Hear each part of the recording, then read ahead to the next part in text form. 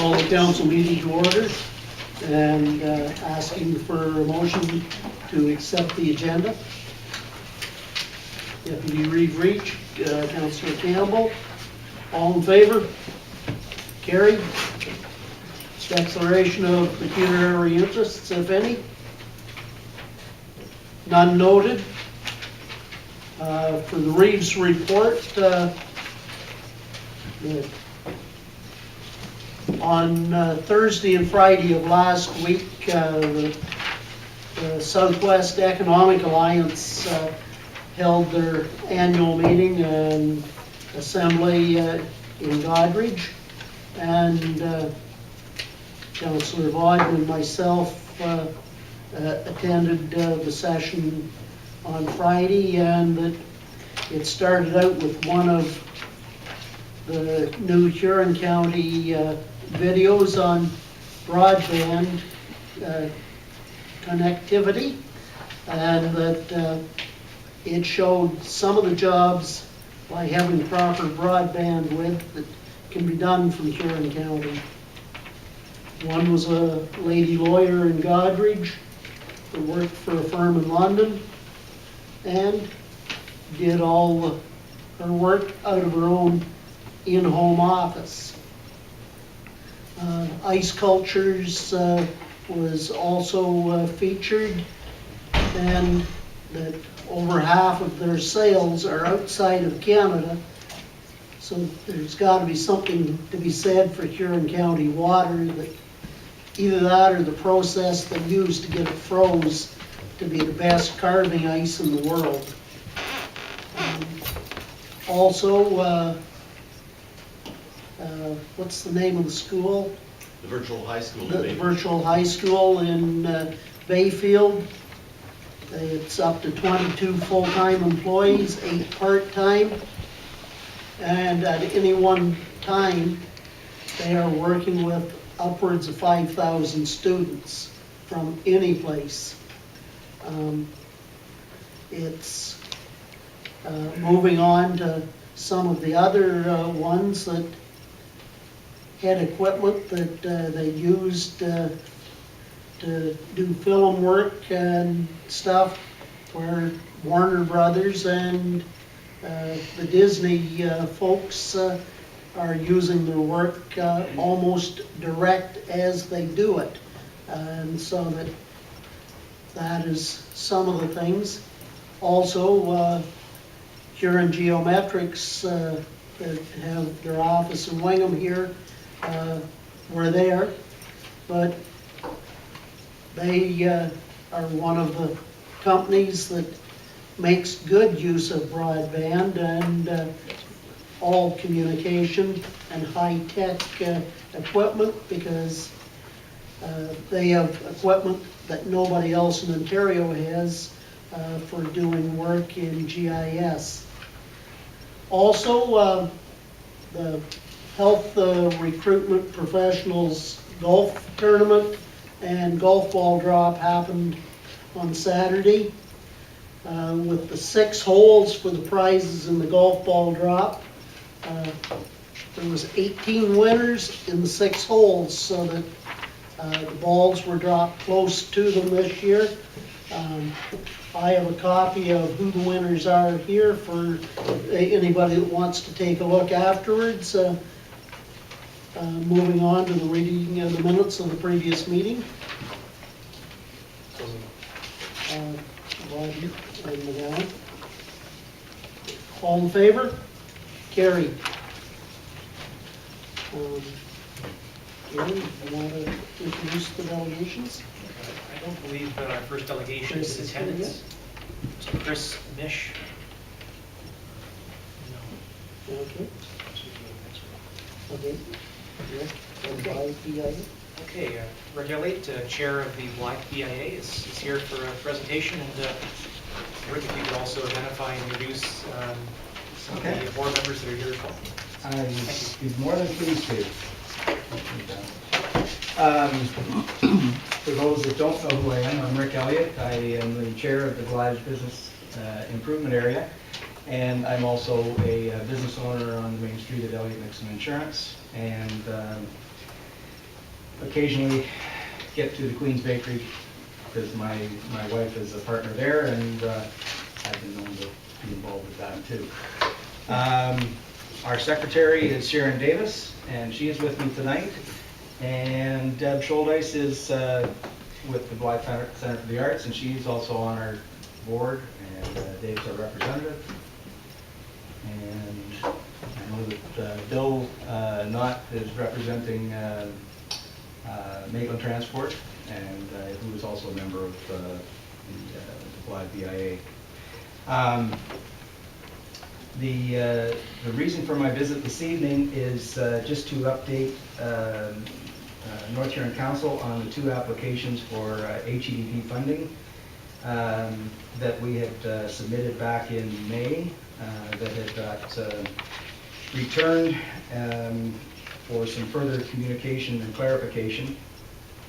The one is a business profile video, which we call Blythe 365, and it is to create a, I think it's, everybody should have a copy of it, is in the package to do a business profile clip that can go on the website for each of the businesses to make a business owner or entrepreneur connection to the public. It can be used on the Huron Tourism Association. It can be used through any of the things that North Huron has to do now or in the future. And it's an opportunity to really create an economic investment in for new people that are looking at the community to call Blythe home, and obviously North Huron. I can go on. Is there anybody have any questions about that application in particular? No? Okay, in this case, it's not something that we're looking for North Huron to have any investment in.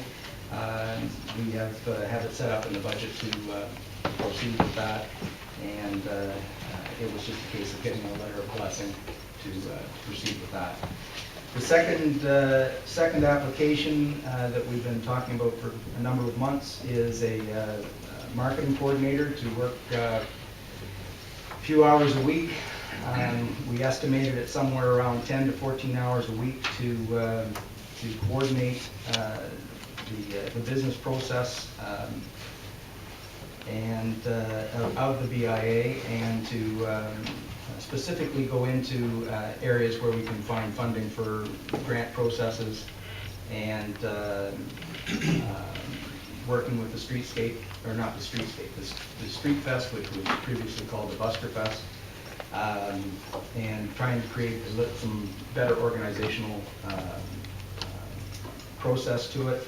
As we're all volunteers, it's hard to keep all the information going, and to have somebody spend a couple of hours a week was it was felt that the BIA was looking for it, and it was one of those things that came out of the BRNE report last year. And so as the executive had looked at it, it was we can't do it without funding, and it was an opportunity to submit an application in to HEDP for the funding on that. In this one, there was, and if there's any questions about the application, I'd be more than happy to answer. But there was a request in that originally because there was a $2,500 commitment from North Huron. And I do have to apologize for this. It was something that I was trying to communicate with Gary on before the applications went in, and with telephone tag it didn't work. But nonetheless, there is the need for that $2,500 has diminished. We have a sponsor that is now committed $1,500 to the marketing coordinator. And that's through Sparling's Propane, and So if we can either use that funding on top of this to make the application larger, or depending on what North Huron decides to do on their commitment for the $2,500 fund. Just a question. The information that is in the council packages indicates $5,000 in terms of the proposed contribution from North Huron. Perhaps you probably have the most up-to-date copy of the application. Just point of clarification there. Oh, well, okay. Well, if you don't mind, because I'll just go through this. I have it's a 6-month contract, HEDP financing of $10,000, North Huron $2,500, BIA $2,500, for a total of $15,000 in project costs. Application contributions, $2,500 in cash and $5,000 in kind, which is the $5,000 at $2,500 twice. Is that different than what? Yes. Yes. It is? So what? Here's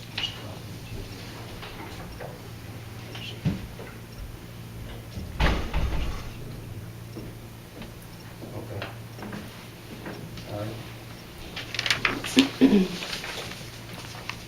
Well, I can make a photocopy of this so that everybody wants to, if you wanted to distribute it around, but that was what it ended up with, partner contributions of $7,500. If I may, so the contribution you're requesting from North Huron is? Was $2,500 on this, on what I thought you had, okay? But as I said, we've got a $1,500 contribution for this specific thing from Farmers Propane, so in actual fact, then we're only looking at $1,000. And if we have, and I'm sure that I can find another couple of people to sponsor if North Huron doesn't just find that commitment. So, okay. Okay. Question? Yeah. Rick, as you know, I questioned this some time ago when this first came up, and that my concerns are duplication. I've read through the duties of your coordinator. Mm-hmm. Pretty well falls the same as my understanding is what Connie's supposed to do for the town. So my question would be, if you hire this person to help you, would it serve a better purpose if Connie was maybe to back off a bit on going to all your regular basis and just touch bases with your coordinator as a backup help, therefore allowing Connie to do other work for the town that's needed to be done? And when I say town, I mean Blythe. The township, yeah. Honestly, I look at this as a collaborative thing.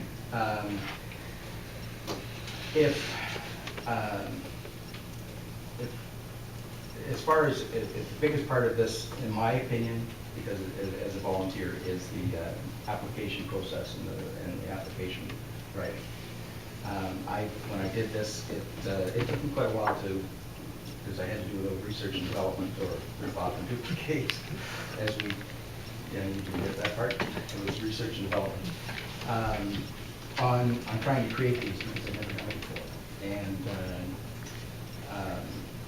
so I've got a template now that I can work with. But to be able to,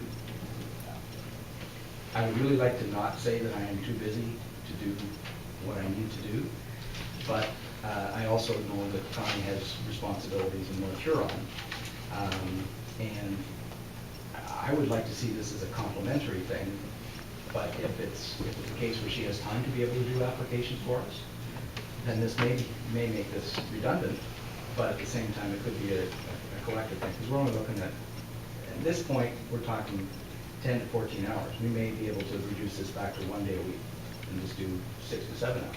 And that's what I'm suggesting, rather have the duplication if Connie was to back off, and there's other, I mean, we need money for fixing the town hall and money for everything like every other community. Mm-hmm. And I'm just wondering, since you're taking this step forward to have this person, rather than Connie be at every BIA meeting, if she would take that time and concentrate on other jobs for all of us, would you feel comfortable? And then the person that you decide to hire could coordinate with Connie on anything that needs to go further. Well, again, I'm not Connie's. Thank you. I have to say that, in my role as economic development, one of the most important things that I do is communicate with our existing businesses and be a resource for the businesses that are there. I'm very excited about the potential for this this position because, I mean, we can always use help elsewhere, but to lose that communication piece and that networking that we do, and it's one meeting a month, and if there's somebody doing some administrative stuff, that's excellent, but I don't think we want to lose that communication with our business associations. I think that's a vital piece of economic development. So And that's you don't see this as duplication? No, not at all. Job description for Connie sometime, please. I've asked for several times just to compare with this, and I won't hold this up. No, and as I said, it's part of the communication that we have to, even with doing the 2 applications that we did and we submitted, it was something that we've talked about at the BIA for a number of months. I didn't, and I guess because of my naivety, I would say that I assumed that everybody was aware that we were doing it, but apparently that wasn't the case. And so what we really want to do is in something like this, the applications could be done and they can be submitted up to North Huron in order for time.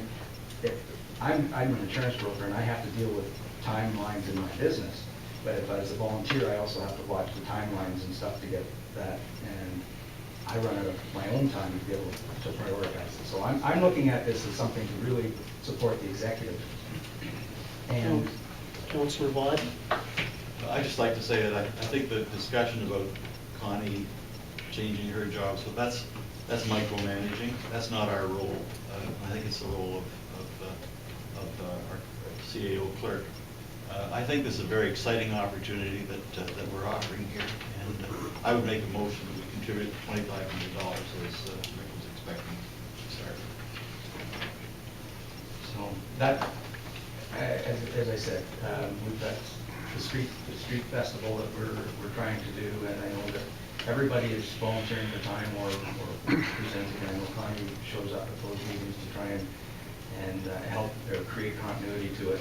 And I'm sure that Connie will be the first one to admit if there's something she feels is a duplication, that she doesn't need to be that resource, that she would probably back off. But at this point, we need all the help we can get.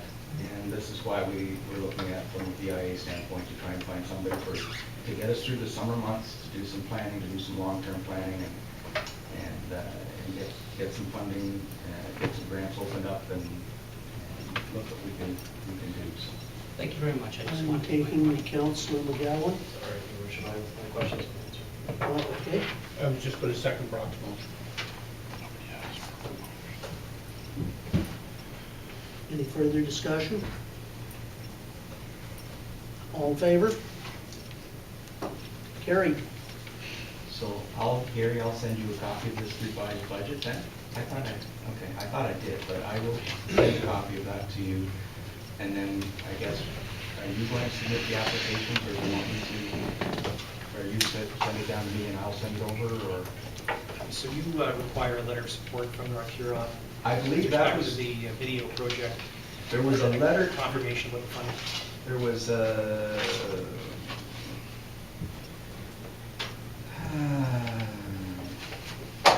no, the marketing coordinator, BIA they need an EDO letter of support from the marketing coordinator. And that, I believe, is the only piece of that needed to be, the part on the video, I don't, other than the communication between the BIA and the long-term council was I think the only part of that needed the support at the HEDP level. Brock? The question that came up was the evidence of coordination with the council. And so a letter of support from this council would be great, but I think you should submit the applications. Okay. And Yeah. I'll be at that meeting and I'll support the video. Okay. So you want it in a mail format or email? Email's fine. Email to, because the last one I sent in to. Could be to Douglas. To Douglas? Yes. Okay. All right, anything else? So you're submitting the application on I'll behalf submit the application, so I guess I'll need the letter of support from Connie on the marketing coordinator. When is this I for think that? it has to be in by Friday. Wednesday of this week? It's Wednesday of this week. Yeah, so I'll meet it tomorrow. And then do we need a letter of support for the video, Brock?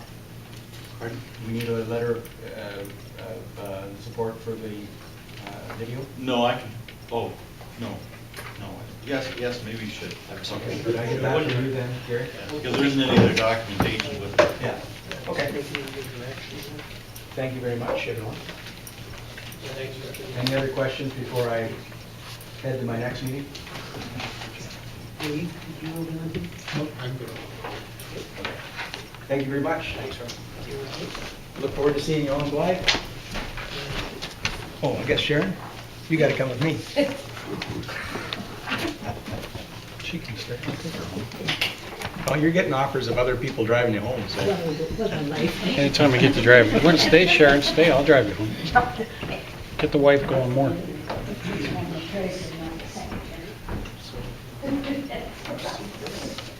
Mr. Chris Mish, thanks for joining us tonight. Thank you. Your next- Is this all set up to go? Would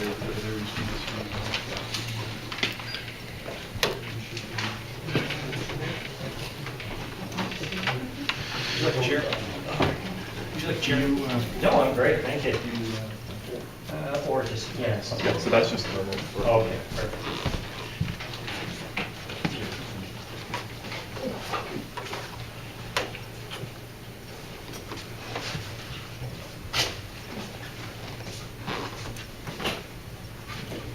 Could you give us a background on yourself? Absolutely. Well, this is thinking. First of all, thank you very much, Council, for having me this evening. I drove up from London on my way to my summer property afterwards, so give me a good excuse to check up on it. I'm Christopher Mish, I'm Vice President and co-founder, Chief Executive Officer for Sun Country Highway, which is a brand new corporation, 2 years old, 100% Canadian owned. We're a privately owned company, but we're very heavily linked to municipalities across Canada. You may have learned about us when we launched the world's longest green highway, which was a world's first. We drove our Tesla Roadster, which is the fancy car you see in the picture behind you. My partner in crime, our president and I, we drove it from St. John's, Newfoundland to Victoria, British Columbia on electricity, zero emissions, and that's an electric supercar. We built on our own dime the highway. So we actually built, we mirrored the Trans-Canada Highway on the 50th anniversary of the highway, and it was the world's first. So putting Canada really at the forefront of electric vehicle infrastructure. So what I'm going to do in a very brief manner is a proposal that I'm going to pitch to Council. We have over 100 other municipalities across Canada that are actively involved in this program. And I'm hoping to bring a real strong economic development piece to your community and an opportunity to boost ecotourism, but also revenue locally to the region. So I touched on this already, but we're Canadian owned, although we get a lot of questions for people to invest. We're leading the electric vehicle movement in Canada and now worldwide. We basically have created infrastructure. We build, manufacture, and deliver and provide installation networks across Canada for the most powerful level 2 chargers in the world, right up to 100 amp. Kent Rathwell, who's a Huron County boy, so am I actually. I was born in Hanover and lived for a lot of years in Port Elgin, London now, with a home in Grand Bend. Our US partner with us, so some of our technology comes out of California. We have over 14,000 electric vehicle chargers worldwide, and that's more than the entire competition combined. So it gives you an idea of the breadth and scope of our work today. We're looking at empowering Canadians to lead global change. This is all about avoiding future carbon tax. This is about righting the wrongs of our predecessors with respect to pollution and all of those great things. So this is a model for economic sustainability as much as it is for environmental sustainability. I'll comb through this quickly. Our goals have always been lofty. The world's longest green highway we did in our first year as a company, and we pulled that off in less than 8 months, which doesn't sound like a lot, but it's 80 different sites with infrastructure 80 different businesses, municipalities, etc. And of course, media events and a tour coordination around that. This year, we're now looking at 90% of the entire Canadian population being electric vehicle accessible. And as with our other goal, we're already ahead of schedule. So we're looking at installing about 1,000 publicly accessible EV charging stations, EV electric vehicle, pardon the short, you'll get used to that lingo after a while. So that's really what our goal is for this year. We're way ahead of schedule. Ontario is lagging a little bit, but aggressively making a move now with Hamilton, London. We've got Lambton Shores, we've got Goderich, we've got municipalities in this region actively putting charging stations in. We've got one going into Clinton, just south of here. We've got one already in Exeter. We've got them in Sarnia. We've got them in Owen Sound, so the area is growing. Our milestones, just to give you a little sense and hopefully add a little bit of credibility to our company, we launched the first EV-friendly region in the world, which was Vancouver Island, 100% EV-friendly. So you can drive any electric car everywhere around Vancouver Island and never burn a drop of gas. Secondly, we did the exact same thing with PEI, the first government 100% EV-friendly in the world. We just launched New Brunswick a few weeks ago, 100% EV-friendly, third government in the world. So you can drive an electric vehicle throughout that province without the need to burn fossil fuels. We've also locked down V-Trucks, which is Via Motors, the first full-size electric pickup trucks. Perfect fleet option for municipalities and others. They get better mileage than a Toyota Prius with full-size capability, towing, and payload. So it's really a game changer. We're also the exclusive supplier to Best Western International, the largest hotel chain in the world, 4,200 locations. We have 50 of them already installed in Canada, trying to get all 200, and then we're heading south for all 2,000 in the US. We're also a partner and a corporate sponsor to the Federation of Canadian Municipalities. So many of you, and I'm not sure if I met Gary or not, but I don't think we did. I think we thought we did, or I thought we did, but we didn't.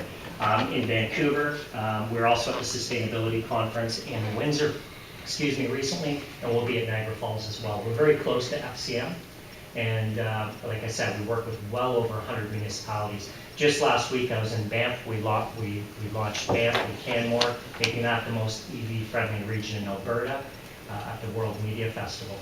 So that gives you a little bit of a taste. We have well over 250 chargers, and you'll see this is a picture of our map. We're everywhere. And many of those icons are 10 or 15, 20 deep.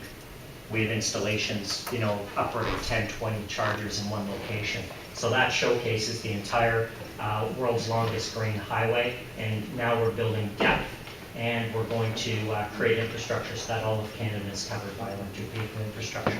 So imagine yourselves back in the 1800s when we laid the first railroads, or late 1800s, early 1900s with the first fueling stations. People had to go there, but once you built the fueling stations, if you build it, they will come. EV sales will go up with EV infrastructure. Here's a picture of me in what I like to refer to as Winterpeg, because it always seems to be cold when I get there. It's Winnipeg. During our world's longest tour, which we did in the middle of winter, by the way, just to dispel myths about cold weather and impact on batteries, etc. That was minus 32 when I arrived in Winnipeg, in an electric supercar nonetheless. This basically states chicken or the egg, right? Without EV infrastructure, people aren't going to buy EVs. So now that we've installed the infrastructure, you'll notice Tesla sales, they're building 500 cars a week being delivered. They've outsold Chevy Volt. Volt sales and others are now trying to catch up. So the sales are starting to brew, which is good news. Cut to the chase, here's the proposal. So that was the quick and dirty. What I'm hoping this council will agree to do is purchase and install, and this is a municipal program, a heavily subsidized and price-reduced program for municipalities, a CS90, which is the most powerful electric vehicle charger in the world, level 2. And what that will do will future-proof your infrastructure here in wherever you install it within the municipality. Obviously, you want it somewhere visible, close to restaurants, shopping, etc. Because when an EV owner arrives, they park their car, they plug it in, but now they've got an hour to kill. So as opposed to someone like me maybe passing through Wingham, for example, now I'm forced to stop and I'm forced to spend money locally, experience the town, tourism, tourism, et cetera. And what that's going to do is bring revenue to the area. So that's what it's all about. The total cost is very minimal when you look at it in the grand scheme of things. It's $2,398. And now you've got a charging station, and it just needs to be installed. It's like installing a hot tub. So you just need a 204, 208, 240 volt service entrance on a 90 amp breaker. This will put North Huron on the map as a leader in providing public electric vehicle infrastructure. By adding one or two, and I just put this as a notation, if you added one or two additional chargers, so if we went to 3, you would actually be one of the most EV-friendly areas within Ontario per capita, which is something we could wield in the media, certainly drawing a ton of attention to this beautiful region. I will also be launching what a Highway 21-4 media launch. We're going to be bringing up a whole fleet of electric vehicles. And now, if you notice, I've got chargers going in all the way through, all along the water line, right up and around to Toronto.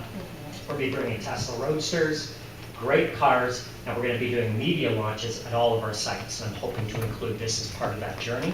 We'll be looking at doing that mid-July, so the timelines are relatively short. So that's why I appreciate getting on board as a delegation this evening. That's a wrap. That's my 3 minutes pitch there. Any questions? Brock? What kind of promotion do you do to notify people where these sites are? Is that something that you do as a part of the business? Absolutely. We are a top 10 company in the media as far as published in the media, about 600 different times this year alone, with about 20 million people have seen us in the media over the past 6 months. So we do a heck of a good job drawing people's attention to municipalities. But the second piece, if you remember that screen with the shot of all the chargers, you can go to our website, and every EV owner has access, and it will actually say this charger, where it is. It's on a Google Map type of system. You can map out where you're going, where you need to go, local shopping, where the restaurant is nearby, what are the tourist locations around it. It was built in the mind of a person that's traveling, a businessman or a person touring. Thank you. You're welcome. I'm just curious, as the car plugs in for the hour, how many kilowatts are we talking does it absorb? And then I'm assuming that those are then charged back to the owner of the unit, or does the person who's plugged in pay? I just have never done it, I'm not sure. Absolutely. Great question. We are promoting free EV charging. No different than having a street light on. The costs are so minimal. You wouldn't even believe, I drive a Tesla most days, thankfully. We're fortunate, that's one of the fortunate pieces of my job. That car has the performance of a Ferrari. I can drive it upward 2,000 kilometers a month for about $30 in electricity.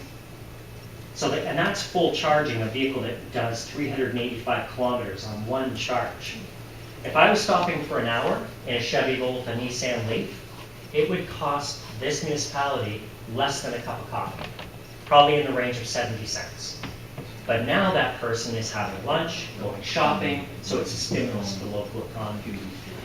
Down the road, though, as the EVs proliferate the roads and we start to see more and more and more of them, which will eventually happen. I mean, Ontario wants 1 in 20 by 2020, and I think we can hit that easily. Then we've got a revenue stream. We can put a smart card on it, RFID, card swipe system. It can be linked to your municipal parking lot. So now there's an opportunity for a payment system and a revenue source to the municipality long term. But we don't want to create a disincentive today. Right today, I would say, give it away, because you're only going to have 5, 6, 10, 15 cars come through a month. But they're going to have some stimulus into the economy, and we're going to get a great marketing effort as a result of it as well. You're welcome. Dave? You always, and I've watched your ads before, and you always say that there's no pollution because you're using electricity.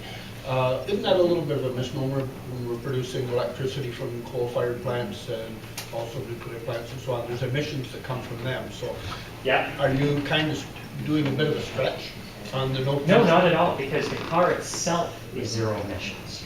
So that's what I was referring to on the zero emission statement. Now, you got to remember, Ontario, 87% of the energy is clean. It's hydro-driven, water. We only fire up the coal burners when we're pushed beyond capacity. When we're full capacity, we're pushing beyond that.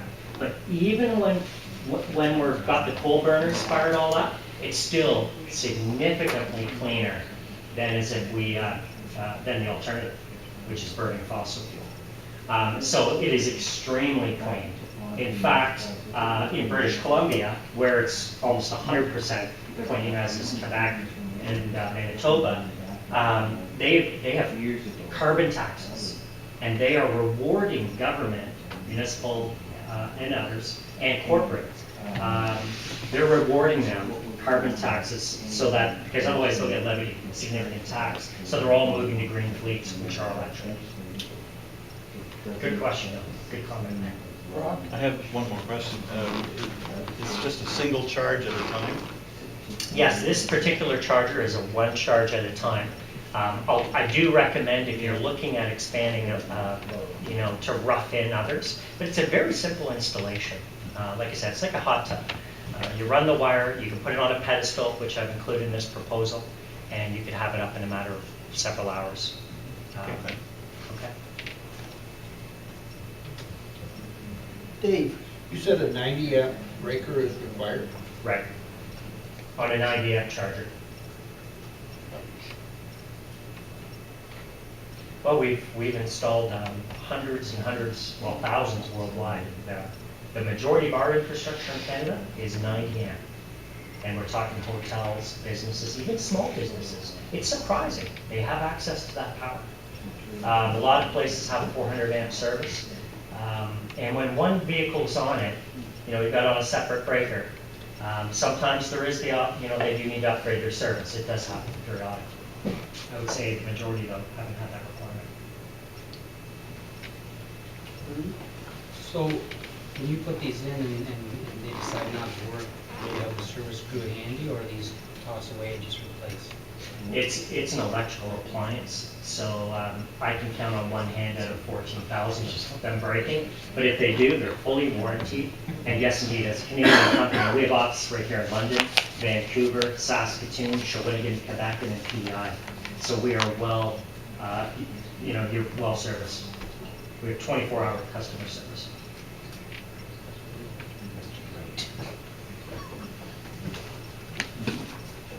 You mentioned, Chris, that you're planning on a media launch and publicity campaign sometime in July.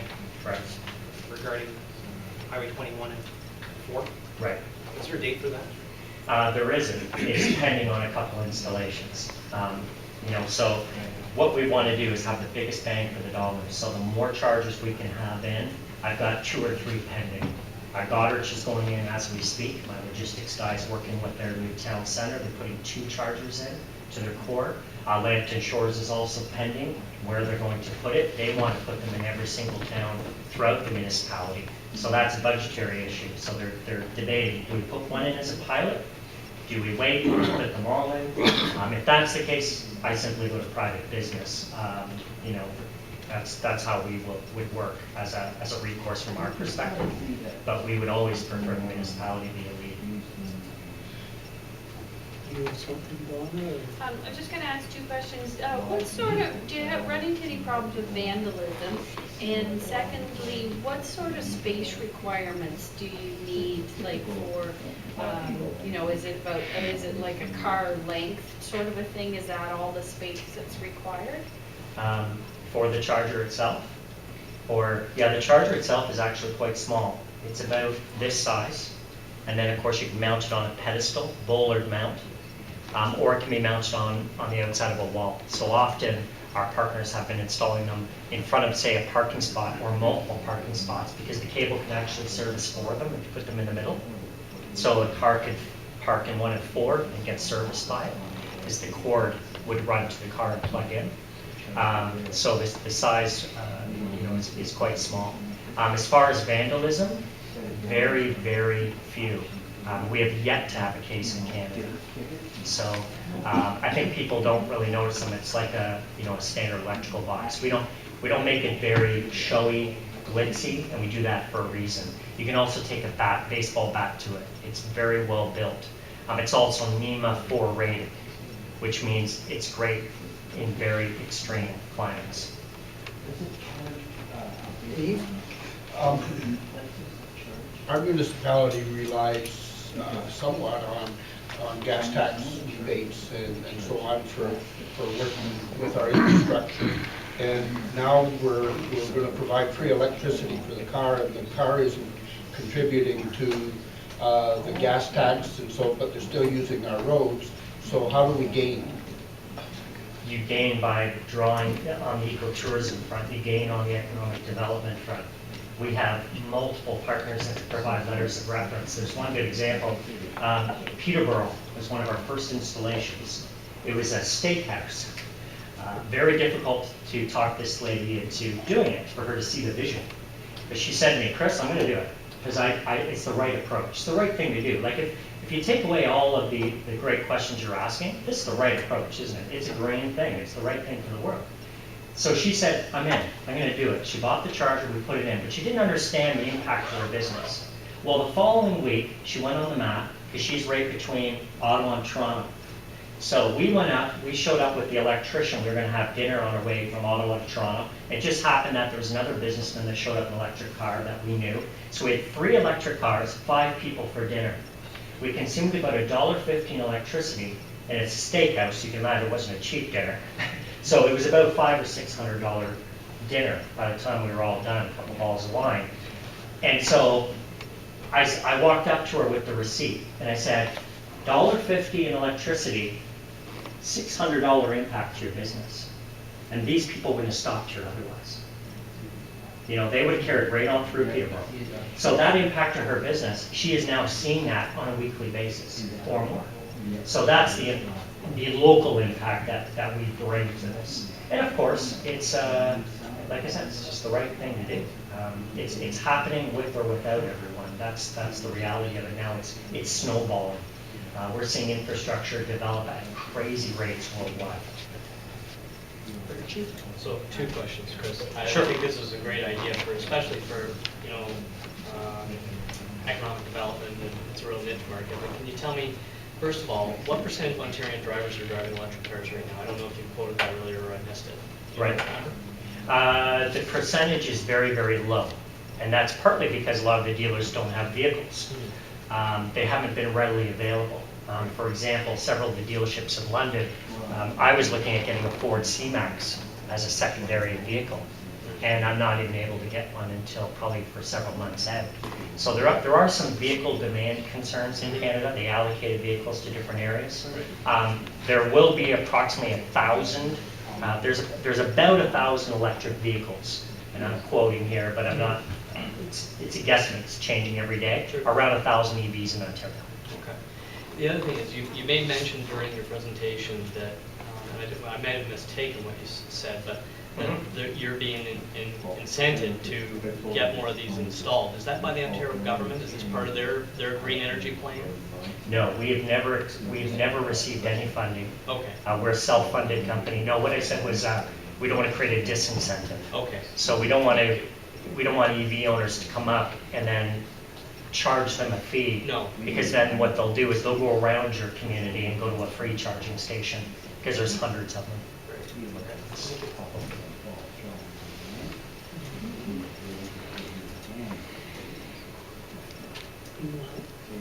It looks like that's taken care of at least the big majority of the questions.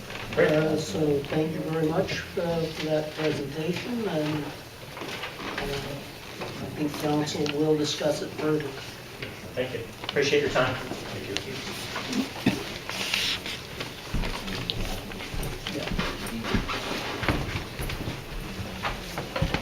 Thanks very much, Chris. Oh, thank you. Okay. Okay.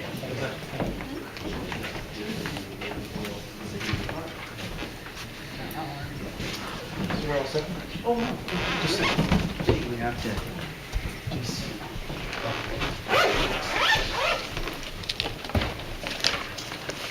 I need a second to boot up. Yeah, well, just be a second. Doug has to load up his PowerPoint.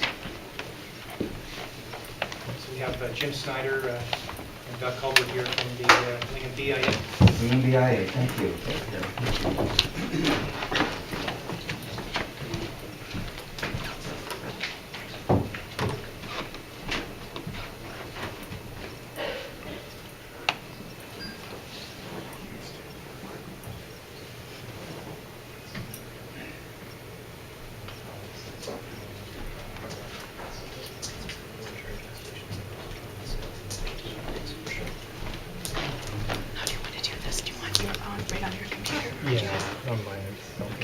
Probably just a second.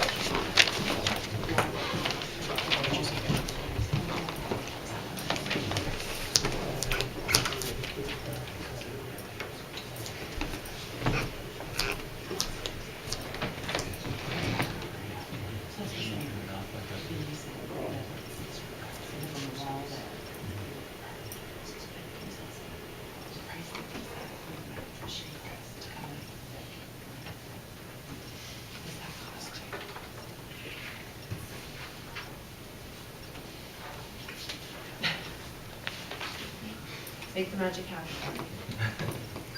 Should we do a countdown? The upside down. Upside down. Underhand. Okay. Sorry. Do we do a countdown?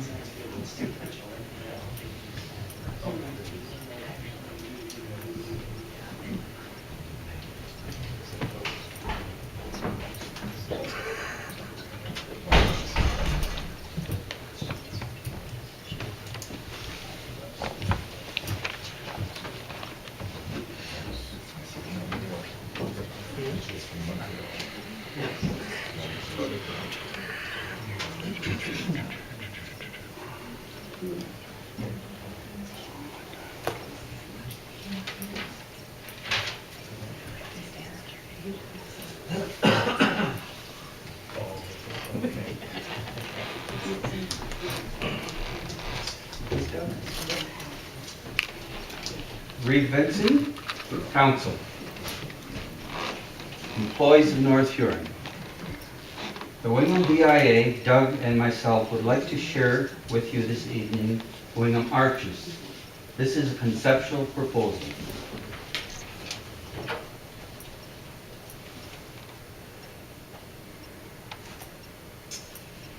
Introductions, Wingham Arches Subcommittee.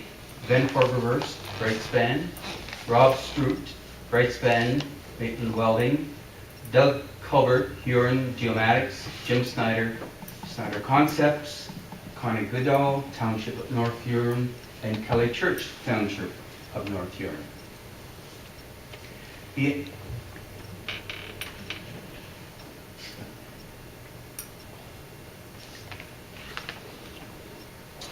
Our intent is to construct 2 gateway arches for entering and exiting the north and south entrances of Wingham. The purpose of this proposed project is to create a unique look branding art form for the community. In other words, to make us uniquely different than other communities of our size and demographics. Existing Ontario-based art structures, we have going down to Malton, Airport Road, there's that particular arch. I'm sure you've all seen that, and most commonly 407 airport arches. And of course, if you're headed up into cottage country, Weaver's Hamburgers crossover on Highway 11, north of Aurelia. So those are all sort of unique. And then, you know, if you just go a little beyond that, on the bigger picture, you know, branding, when you look at Toronto, for instance, it's the CN Tower. So if you go to St. Louis, Missouri, it's the gateway to the west. Or if you go to England, it's Big Ben. So we're sort of on that same scale in a way. We can be. In discussions with Bright Span and Maitland Welding, they've come up with some conceptual models. This is the first, the Apex 4 arch, 100-foot width we're looking at a 50-foot height from center of center line road to top of the arch. We've discussed with the MTO and Huron County Planning, we're looking at a 5.3 meter differential between top of surface and clearance for the arch. We're definitely going to meet that. One of the ideas that did come up was extreme loads or extreme oversized loads. It's all bolted together, so in the event that there's some major load that goes through town, you can disassemble it or move it. For those sort of activities, I don't know, we've had some interesting moves come through here heading up to Bruce Power, other facilities, so it can be moved for that. This is one of the conceptual models. The second one is, this is at the south entrance coming in by Tim Hortons. The next one is the north entrance. Not quite as big of a span. There's 4 lanes down there at the south entrance, so we're looking at just 2 lanes here, an 80-foot width to accommodate the slope and the banks there, just off the guardrails. Just the south side of Hannah Bridge? Yes, between Hannah's and The Riverview, yes. corner. Just conceptually on a street view image, this is what it would look like coming into town. At this point, the exact position is undetermined. We're looking for input from different groups on that location.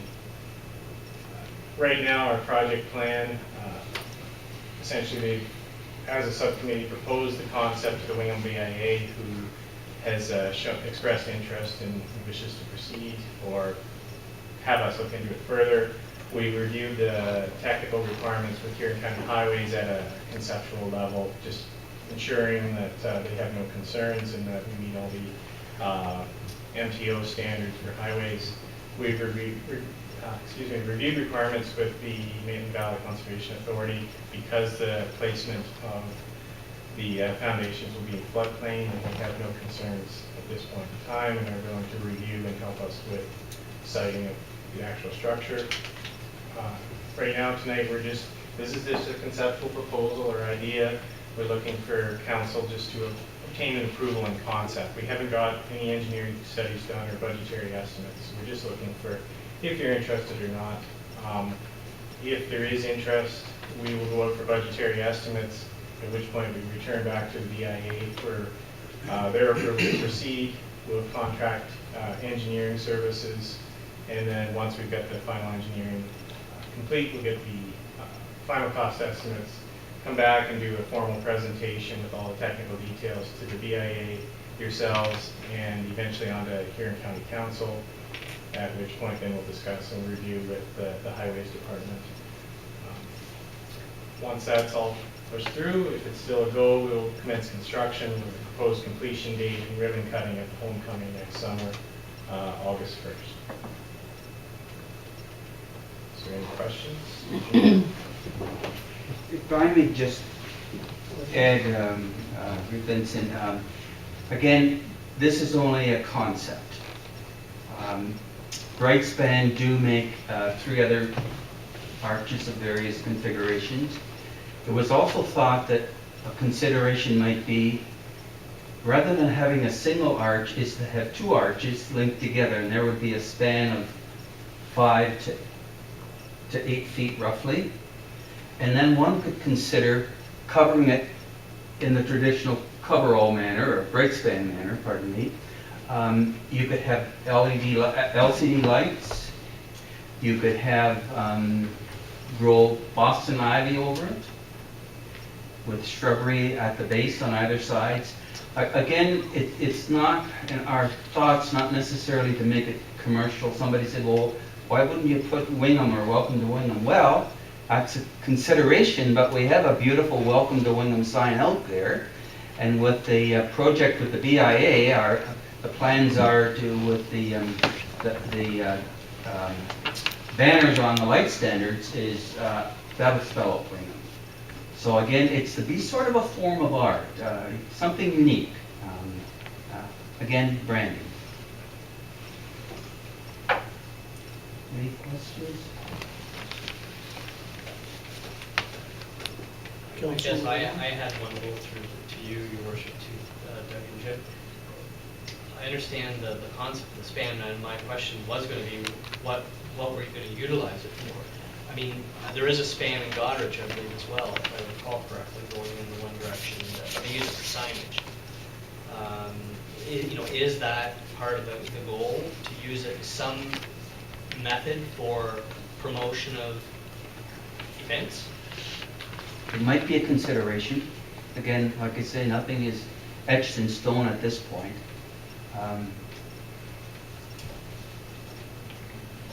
Councillor Biden? Following Archie's question, it seems kind of sterile to me, just at the first glimpse, that there should be maybe some other purpose or some other adjunct that would could be used with it.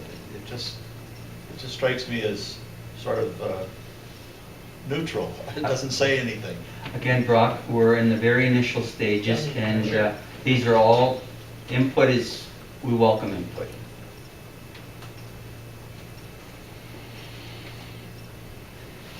I've known about this concept for quite some time, being on the UDIA. This is what I call thinking outside the box. And already, just sitting in this room, we've had questions about, well, could we do this and this and this with it? We started to escalate into, this is a great idea. This is you, this is when you're a little kid going through a town, and all of a sudden you're 20, and you go through that town, and you go, remember when Dad and Mom took me through that town? I remember that arch. Just like I remember the guy standing on the corner in Lisbon 20 years ago. But anyway, I think it's a great idea too, and I'd actually like to put a motion forward that we accept and move on with the concept. It's a great thinking outside the box.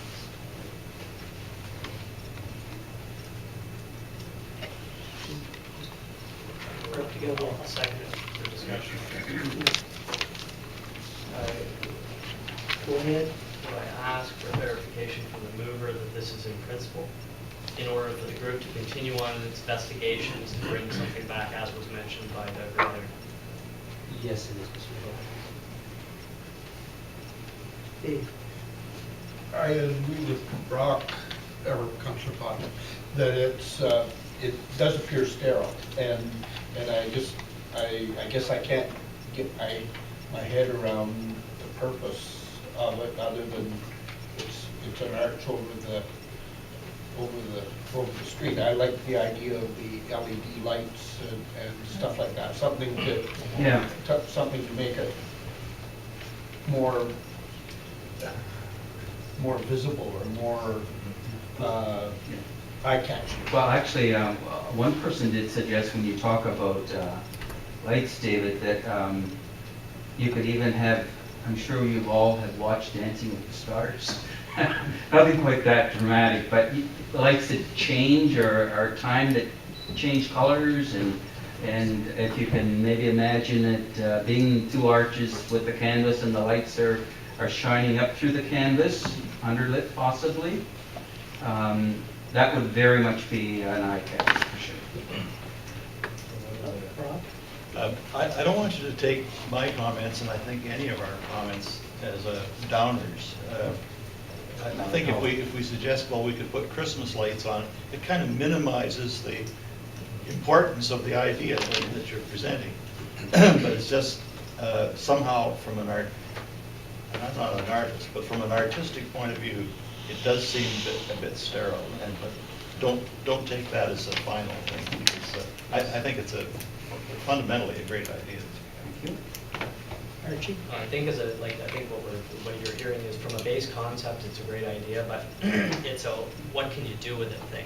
And that'll require a brainstorming session of your group afterwards to come back and say, oh, here's some great ideas we've come up with. And we might have our own ideas that we will ponder on. So, but as a base idea, I think it's very interesting, and it possibly has some great potential.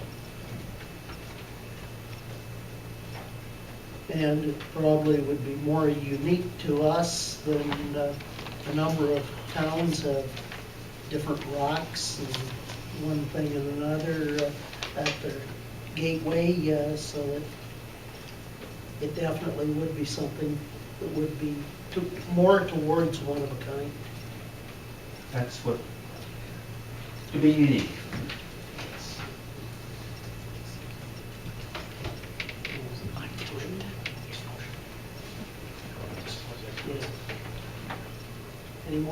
questions? All in favor of the motion?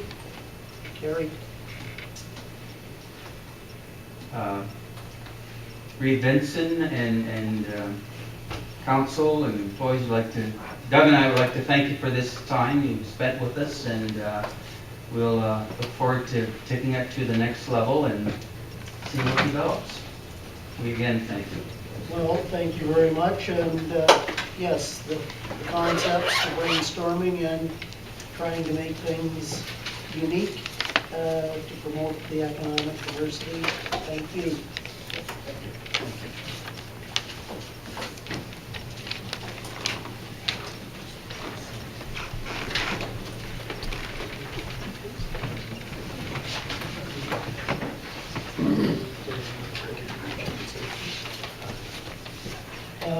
Moving to department reports, nothing in health and safety, water and wastewater, Don?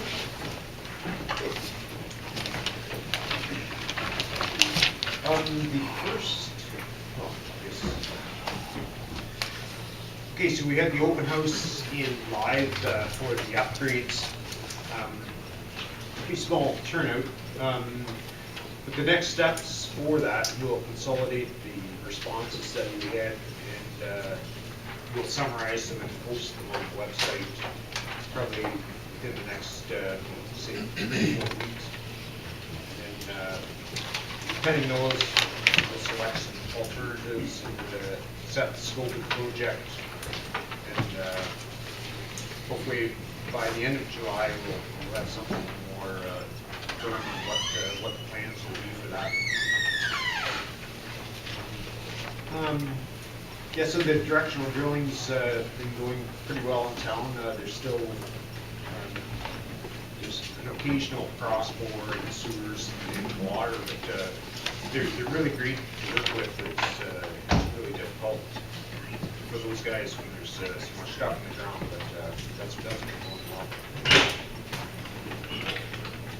And to do with the so the wastewater during the power interruption there, the UV lights, they shut off in the sewage plant, and that's what we use to disinfect the discharge there. So I think a long-range plan will need to look at a portable generator set or something that will automatically kick on. We have power interruptions like that. And I trust everybody had a chance to take a look at the new operational 2013-14 version of the operational plan, and I've heard no response from anybody on it, so I assume everybody's relatively comfortable with it, and if you are, we can get a motion to accept that as. Councillor Gordon? I would move that we accept the report from the water department. And Councillor Campbell seconds. Any questions or comments? All in favor? Carried. I think it would change that from the draft version to the final version and get going on it. Okay, and to do with the directional drilling as well, we want to move to the staff report.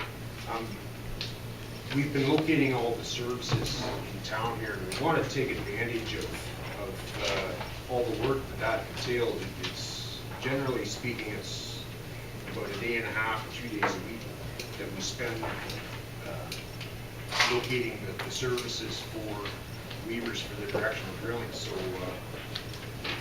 we normally budget some money just to update the maps, and we've been continually adding sewer services and sanitary trunk sewers and room condition storm sewers, that type of thing on them. So anyway, so since we're doing that all of Wingham all this year, all that's going to be consolidated into 1 year. So I was wondering if council would be okay if we got Doug to actually input all of that data and update the maps. We needed an additional $4,000 for the water and sewer. that happen.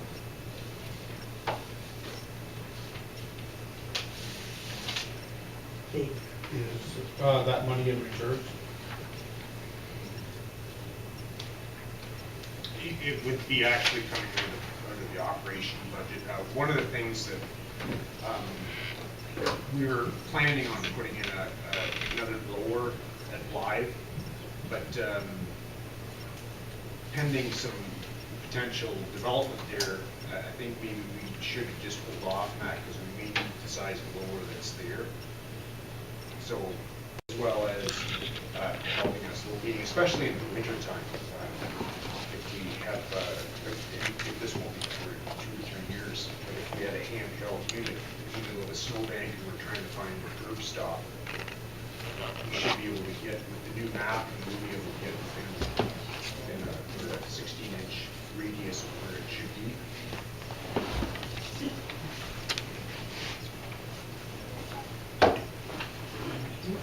There's the recommendation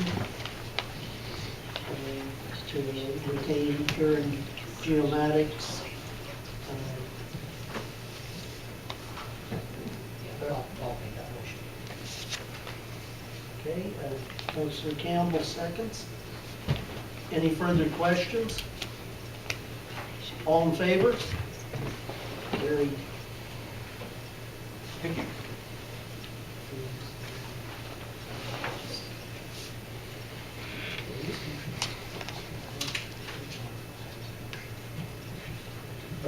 Yeah, I require a plan to adopt the draft version that's posted as operational plan version.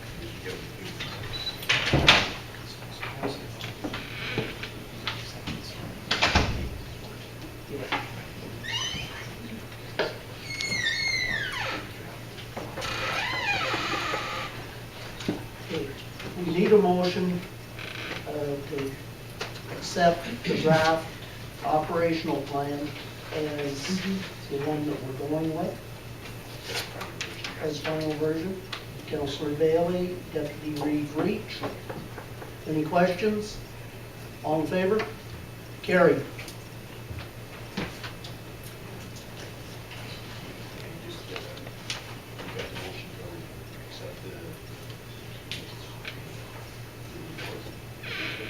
Yes. Council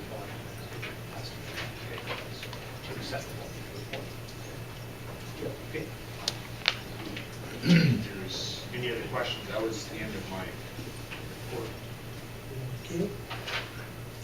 Okay, thanks, Don. Moving on to point 3, economic development. Exciting new things, Connie. Sure. Richard and I are actually just going to show you a few things. We have just received this afternoon our updated. Can't act it out for you. We're done. Our new look for our website. You know that we talked about this a little bit ago, just to give it a fresh new look. It's died. So right now, the content, we just got it back from the designer today at 5 o'clock. So keep that in mind. It's looking good. There we go. Nice. You're supposed to drum roll and stuff. So some of the content over the next very couple of days, Richard and I will be updating it, maybe adding some more pictures through it and things like that. But this is actually what we've come up with the help of Atomic North. So, do you want to just walk through? Sure. So the menus across the top are still the same that we're familiar with on the previous website. The boxes across here are articles that we can activate, so we can go to like fitness hours and schedules right from this recreation page, or under new and noteworthy we can check out information on this particular news release that was recently put out. The pictures here and the banners, Connie took those around the community, so those are our own pictures that we have up there. And they have been, and other North Huron residents as well. So Oh, they're sure. not online. Sorry. Can't take all their We have moving down a little further here, we have like a link to a slightly redesigned photo gallery just to kind of clean things up there. We also have our social media area here. We have our Twitter feed. You can see that 41 minutes ago, Connie already tweeted there on the live BIA, and links to our YouTube, Twitter, and Facebook right there. We have our events, a few of the upcoming events that are on here that are also under our events calendar, which slightly redesigned, a little cleaner look on it as well. Other than that, those are the main points of interest on here. We have our quick links. These are some of the what we found to be the most popular pages on the website, so we just have them there for quick and easy access. There's resources column to the right of the main menu there, is that? There's nothing under that yet. That was one that that we had talked about perhaps moving.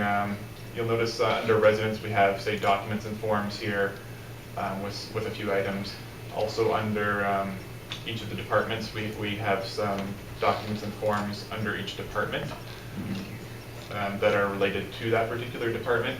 We had thought about maybe consolidating those all in one spot, and it's not active yet, but if that's something we decide to do, then we'll activate that. There's a few little tweaks we need to make yet. Like Connie mentioned, that a lot of this just came active this afternoon, so there's a few little things bugs we'll need to work out. Gary? Just a quick question for Connie here.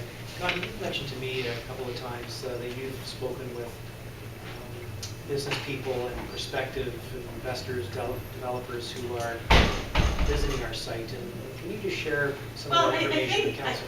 Since I've been in this position, I have really noticed a change in the amount of information, and when I'm specifically talking about people who are looking to move their business here, or site selectors, which I receive phone calls from. When I first started in this position, which was 4 or 5 years ago, I was getting a lot of cold calls, people calling me for a lot of information. They didn't know a whole lot about us. Maybe they had the name and a contact number. The more and more I'm seeing the calls I get, people have already done their research.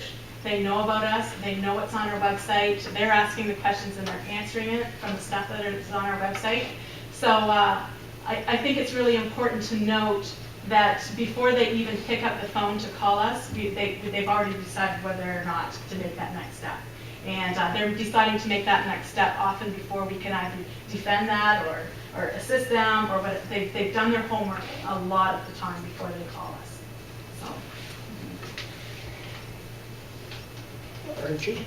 Are we still going to sort of include part of our needs assessment that we've done in various, wards with regards to what the communities are looking for, opportunities for, filling a vacant businesses, or what ratepayers have identified as needed businesses? Definitely, yes. Okay. Yeah. So this is just kind of the step one, the kind of the rejig website. Sure. Yeah. And also on this, we have received our community economic development video from Edifice Media, and it's actually on our Invest in Huron website. And so if you want to play that.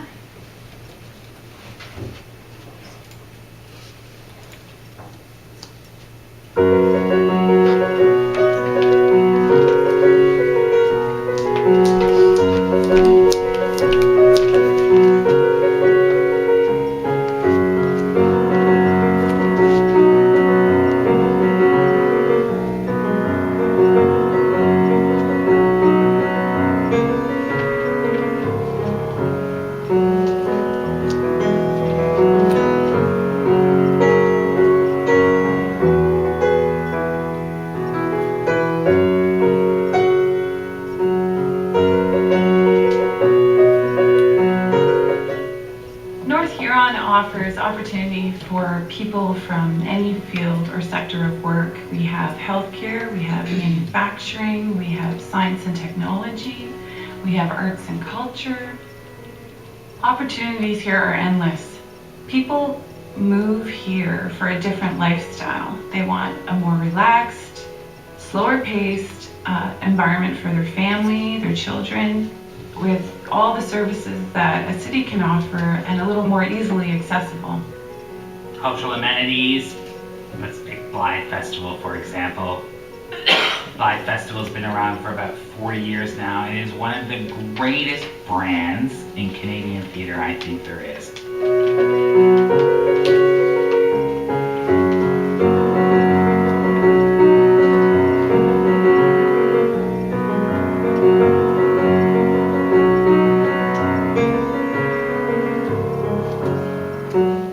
Talking about cities and how people want to move to cities that have great parks and have great natural amenities close by.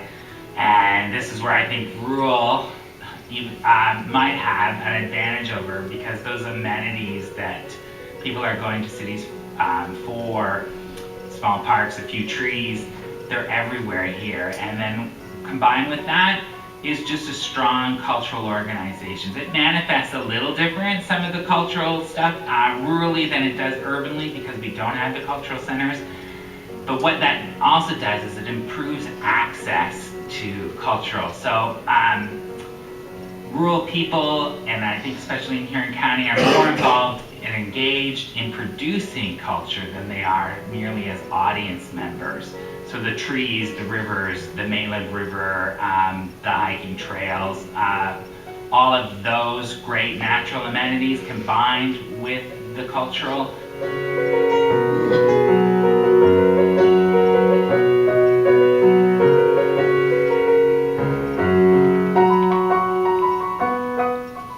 I guess one of the biggest reasons we've moved to Wingham and expanded our business here is not only the existing high-speed communications, but the huge investment lately in fiber to the home, which opens up the communications for us to our global clients, allowing us to provide more server or virtual-based services. In addition to that, once you've established a small business in a community such as this, you find a lot of the people coming out of the woodwork. Young students looking to stay at home. A lot of them do want to stay here. They want to go away for education but come back, be close to their family, close to their existing friends, and yet these are very talented, very professional people. Not only are the benefits here of being able to find talented staff, but the overhead is significantly less compared to the city. The turnover in staff is way less than a large corporation. Everyone who's joined us has been here and is actively recruiting friends and family who may want to work with us. They've all purchased homes, and in talking with friends and colleagues that I've gone to school with or do business with, the value of the real estate is you get way more for your money here. There's a much more friendly lifestyle, and there are a number of other businesses that we interact with here and team up with to form a much larger collaboration to work on much larger projects. My kids have grown up, my kids have gone to school here and done sports and participated in lots of clubs and things, and we have tremendous support within the community. Everyone seems to know everyone else, and there's always connections that take place at work that you have out in the community as well. The Wingham District Hospital provides every level of care, from traumas to chronic care. We have everything in between. The doctors here are wonderful. We have a good base of family doctors that work in the emerge department. We have wonderful locums that come in and help out in the emerge department when to fill in the schedule, and they're here quite regularly. We have a relationship with them. They're great to work with. They're honest, caring, great people, and I can't imagine it. I can't imagine being anywhere else. We are very in tune with our local communications providers and are helping them rapidly build out Southwestern Ontario. We're working in 10 communities this year building fiber to the home, interconnecting all these communities, which now opens up the doors for a lot of home-based businesses or telecommuters to work directly from their home, which is where I started. Those were the primary criteria when I started my business, is I needed a high-speed connection so I could work virtually with my customers. Small communities are the best place and the safest place to raise your family. I see this community growing, expanding. I see a lot more immigration of people from cities coming here. I've been noticing that trend already, and I'm expecting it to increase over the next 10 or 20 years, certainly. There's a big attraction to this area because it is so beautiful. There's a lot of nature, a lot of trails, activities that you can do outdoors. It's just a beautiful place to live.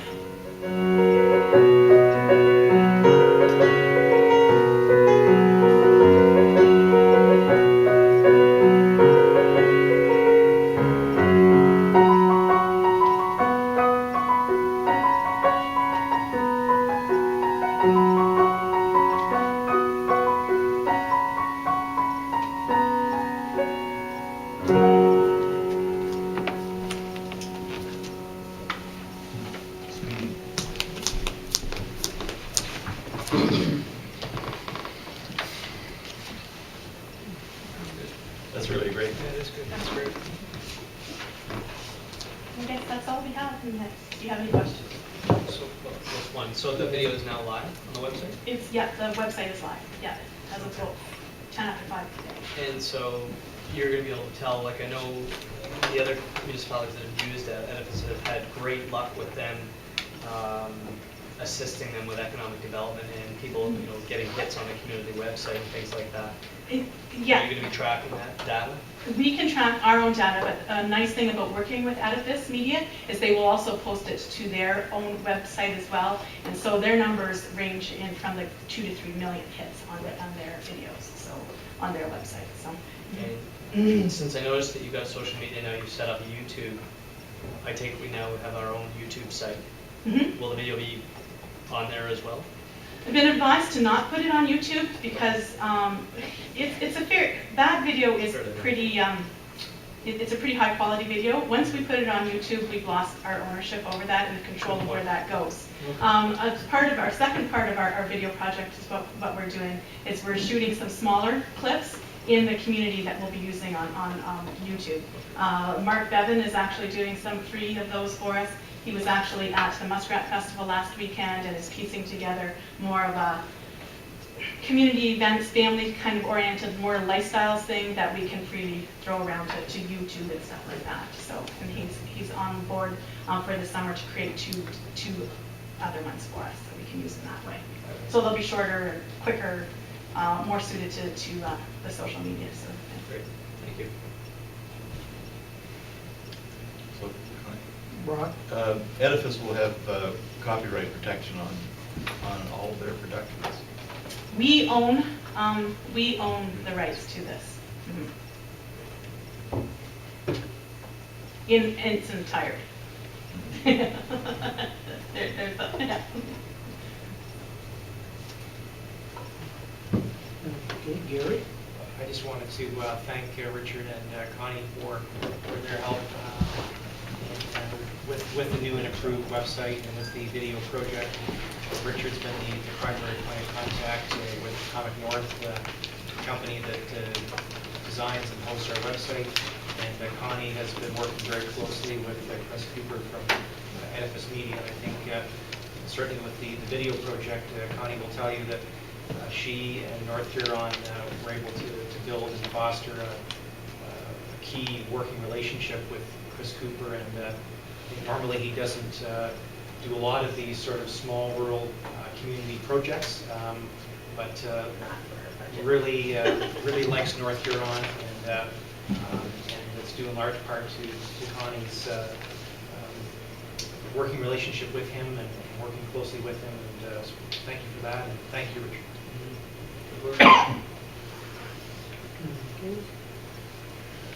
Moving on to business arising from previous meetings. Is there anything?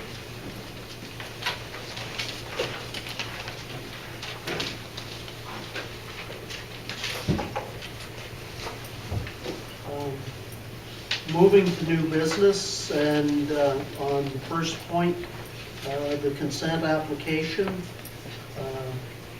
I want to speak on that, so Sally, that I will be switching chairs with my deputy, so that I will let Dave carry into the new business.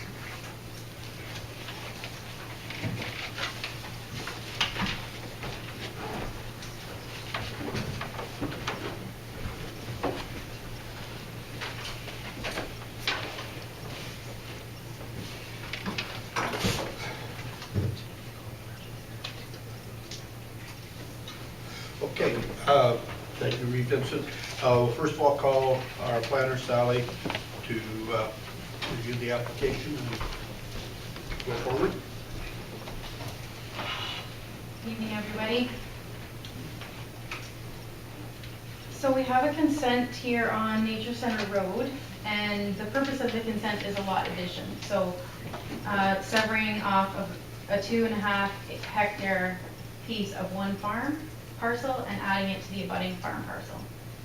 And included in the application is an easement on part of the severed that would be in the favor of MVCA to conduct tours. So for those of you who are familiar with the site, you'll know of the Scott Family Farm and the various best management practices conservation projects that they have put in on their farm along the drain, and that's the general area of the severance. So if you have a chance to look at there's some maps in the report that help to identify exactly which piece of the property that we're talking about. And so there would be a portion of the severed land is cropped today. A portion of it has been reforested. A portion of it is the drain and some of the naturalized features along the drain. And then there's a portion of cropland on both sides of the drain. The use of both parcels today, both the subject parcel and the abutting lot that would be enlarged, are agriculture. And the use of the severed, with those particular features that I've mentioned, is also agriculture, and the retained land is also agricultural use. So as I said, the severed piece contains cropland, managed forest, and the ditch or drain itself. And the zoning bylaw under the general agriculture definition, all of those pieces fit. So the application, during my review, I did receive an objection from one neighbor, and I believe both the applicant and the neighbor are here tonight to offer their opinions and their comments in person. Just to summarize the concerns, then this is in my words from the neighbor, is that the farm demonstration site are not improvements to the stream, and a severance shouldn't be granted to facilitate more. The severance is unnecessary and isn't aligned with the general reasons or intent for allowing severances in agricultural land. And an easement could be established on the east side of the stream, which would be within the abutting property if one is needed, and wouldn't involve the subject property. So it's important to note when we have objections to a consent, and for that person's comments to be received. So you'll be able to receive them in person in case I haven't said them exactly as stated to me. But I think I've summarized them fairly well. So I'll skip sort of to my main, I guess I had a concern at first with this severance, and it took me some more work and some more thought to figure out how I felt about it too. So it wasn't a slam dunk in my opinion at first light. So what I really looked into at the end of the day was the sticking point for me was lot size. So the lot size today of the subject parcel is 35 hectares. And in our agriculture designation in the official plan for North Huron, the minimum size for an agriculture parcel that we like to see is 38 hectares. And the intent of that is to preserve parcels in our agriculture designation that are flexible for all types and sizes of agriculture. So we like to maintain a larger size, and that is a larger requirement than some other municipalities within the county. But 38 is the number that we have in the official plan here in North Huron. So part of what's been requested is to reduce a lot that's already under our desired size further, so to make it even smaller. So we would be going from 35 hectares to 32.5 hectares, which is the difference from 38 to 32 when we're looking at the overall impact. So the one part of the official plan in the interpretation section says that the numbers aren't rigid and that you need to look at them and with the intent behind the policy and not just the number. So that's where I started considering this consent a little bit further. And in my interpretation is that the intent of that size, like I said, is to preserve lot sizes that are flexible for various types of agriculture, and for the opportunity for different types and sizes and intensities of agriculture to be viable. So the question then I figured was, will the change from 35 to 32 hectares make this parcel less flexible or less viable for agriculture, for a variety of agricultural uses?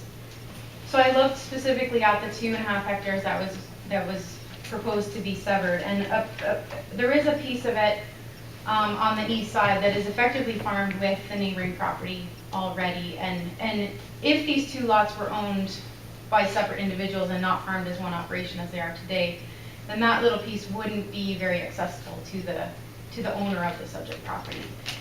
So it's a small piece, but that's where I land on that one. It's not really easily farmed with the subject property anyways. And when you take what's left, a little over 2 hectares, and you look at the existing naturalized areas that are not going to be used necessarily for agricultural production other than managed forests, then you're left with somewhere in the neighborhood of 2 hectares. And so is the property less flexible for various types of agriculture because these 2 hectares wouldn't be available? And it's a difficult question, but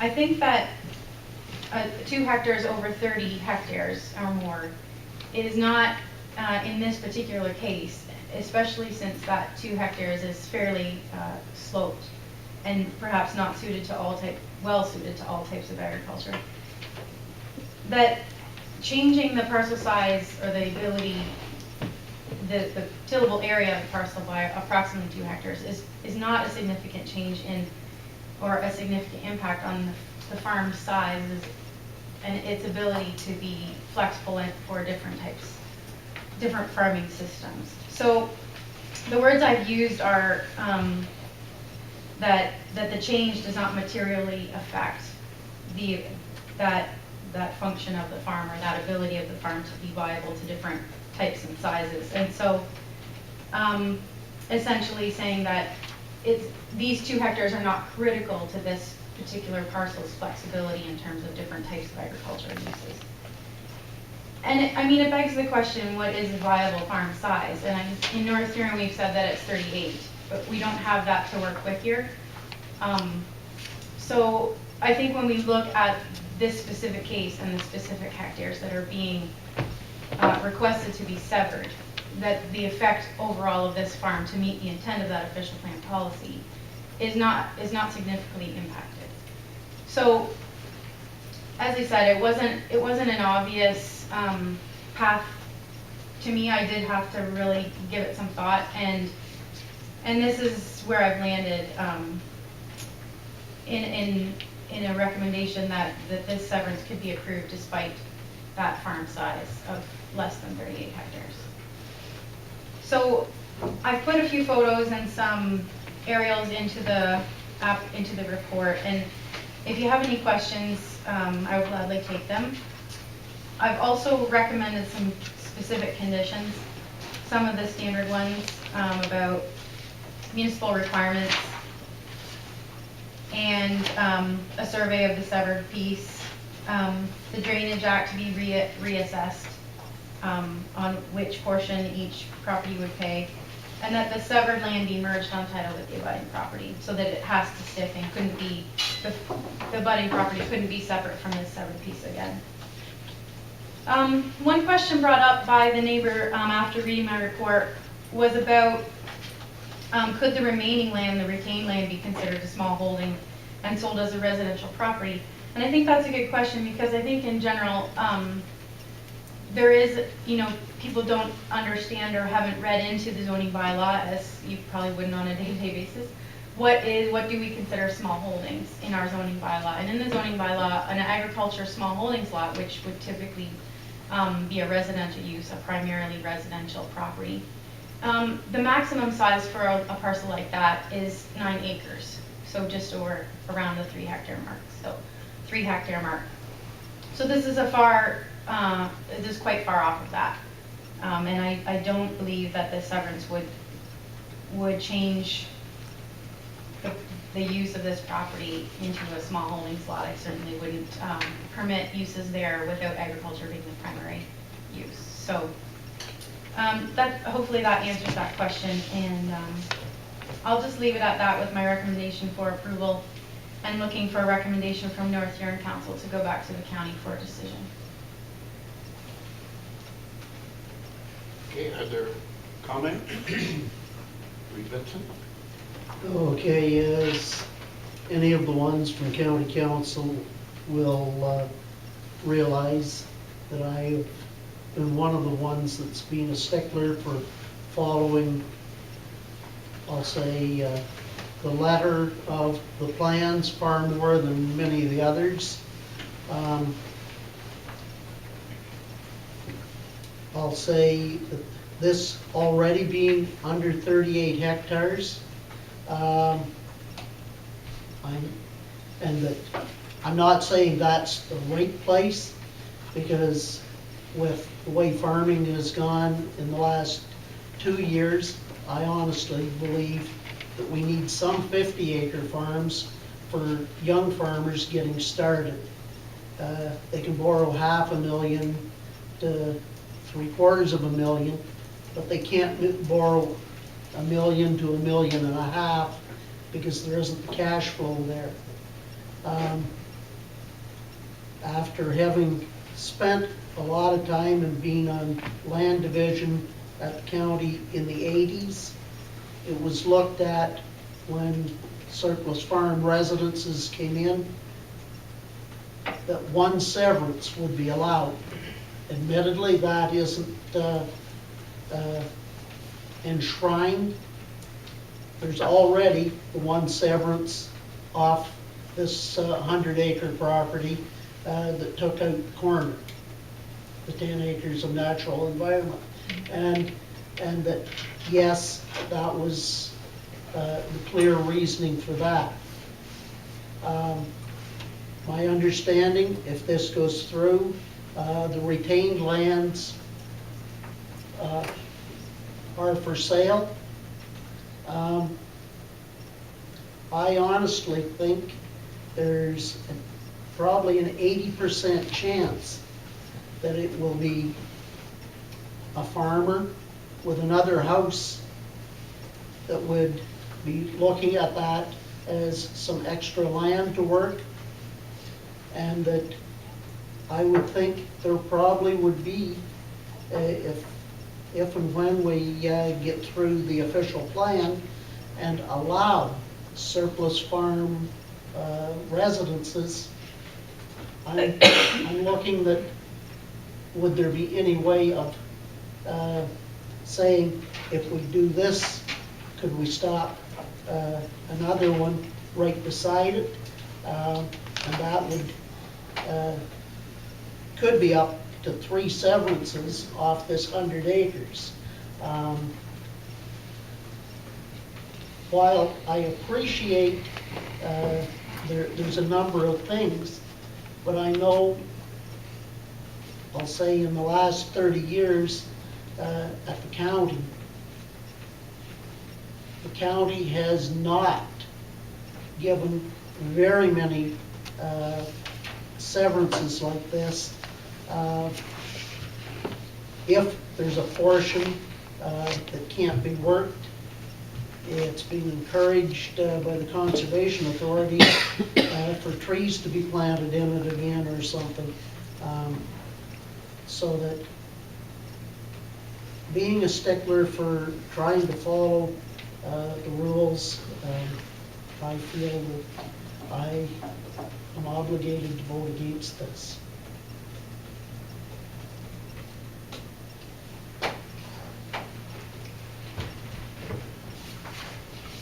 Are there any other comments?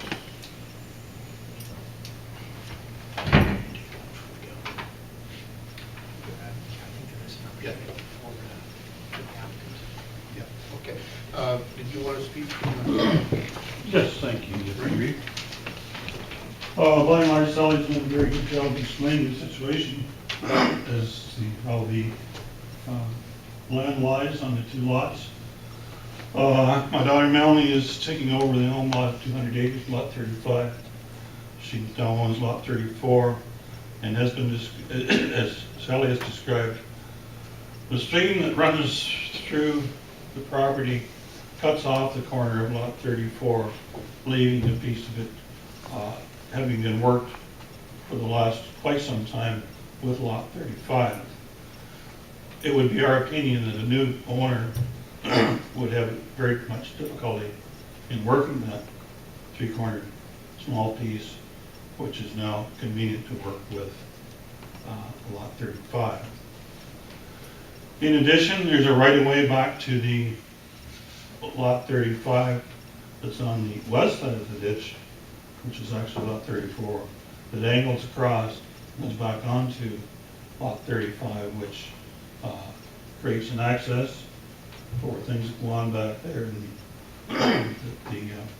we've created through reforestation and water management.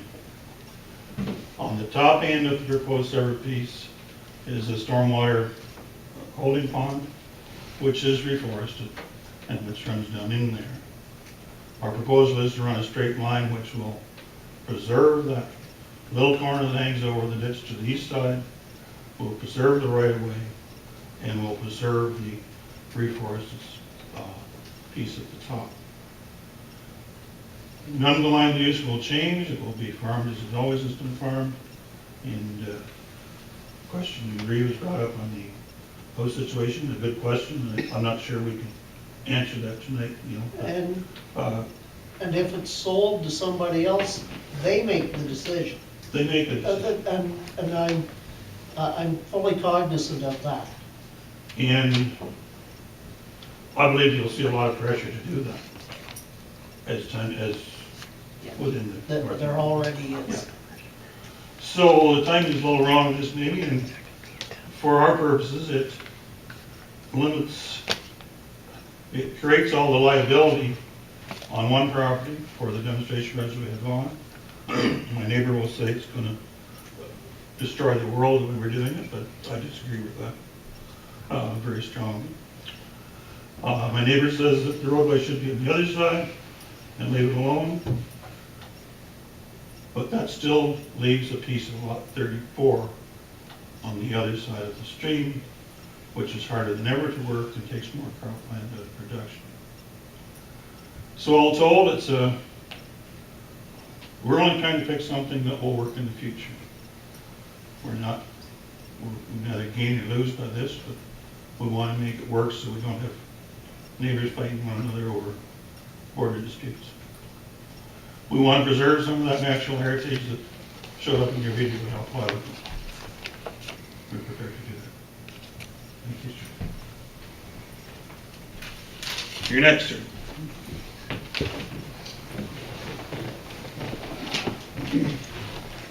If you read strong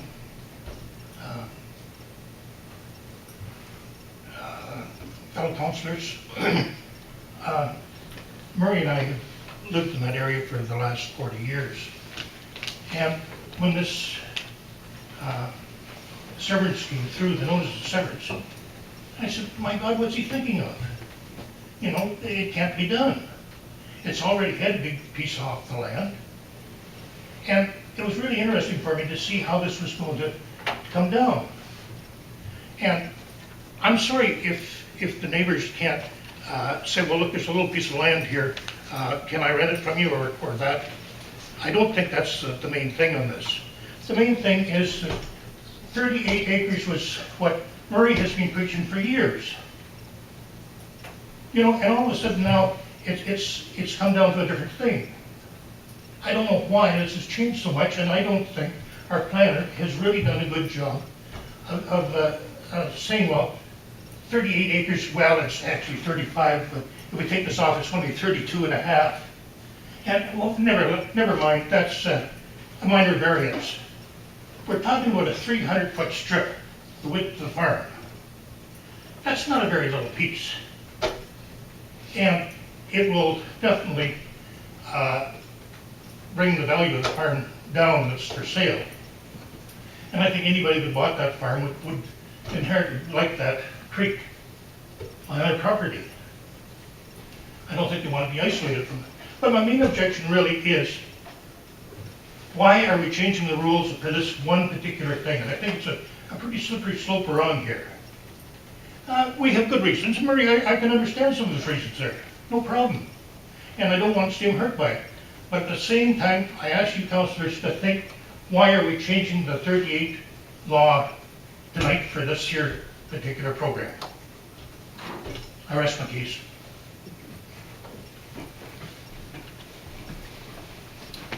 Are there any other comments?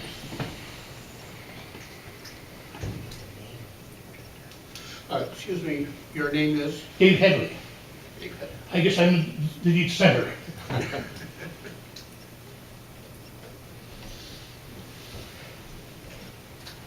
Okay. We need a motion on this application. I'll make the motion that we move it on to the county. Moved by Councillor Campbell, we move it on to the county. Is there a seconder? Councillor Wadden.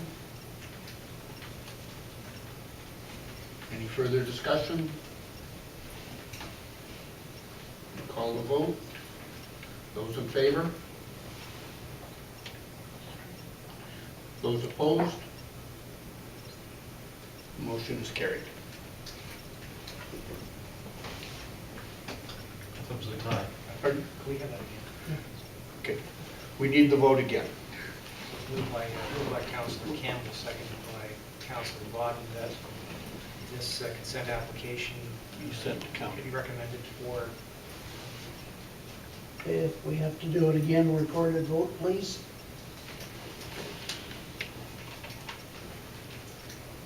Okay, we'll call the vote then. Okay. Councillor McGowan? Yeah. Councillor Wadden? Yes. Councillor Campbell? Yes. Councillor Bailey? I'm going to abstain. Reed Vincent? No? Deputy Reed Reach? Yes. Voted and carried.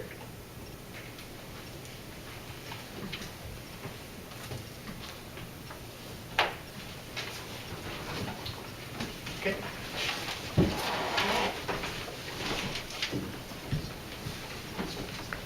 Thank you, Dave.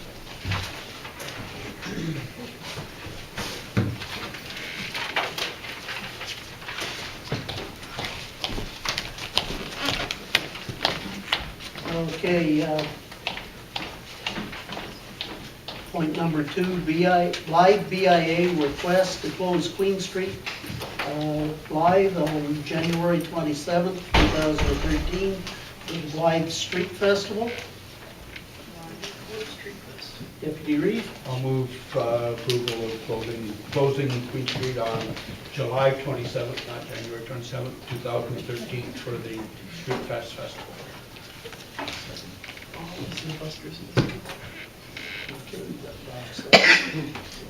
Any discussion?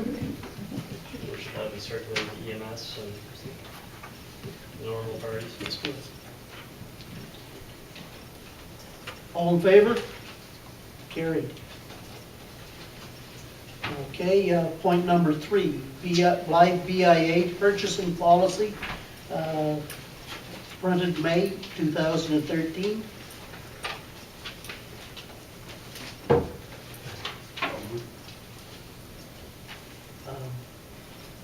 Moved by Deputy Reeve. Seconder? Councilor McGowan. Any discussion? Councilor Bailey? I'd like to ask our economic development person, is this the same policy we have on the Wingham BIA? It's very much so, yes. Very much so. What Yeah. parts are different? I'll tell you what stands out for me if you like. Okay. I have a problem with the purchasing policy where two officers of the board are approved to purchase verbally or in writing. And then in D in that section of level 1, the purchase is reported to the board at the next meeting. So 2 people can go out off the board and buy what they want, just tell somebody at the next meeting. I don't see any reason to have a board then. If you have 8 people sitting, how many sit on that board? There's quite a few. In July, I believe there's 7. 7? 7? But is there not already in there that property has to be in the budget? It does. So if we back up, let's just start from the start, direct purpose purchasing process. We got on the second paragraph, the purchase is greater than 2,501, including taxes, not exceeding 5,000. The competitive process should be used.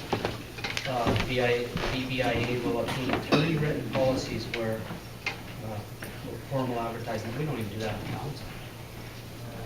If I can.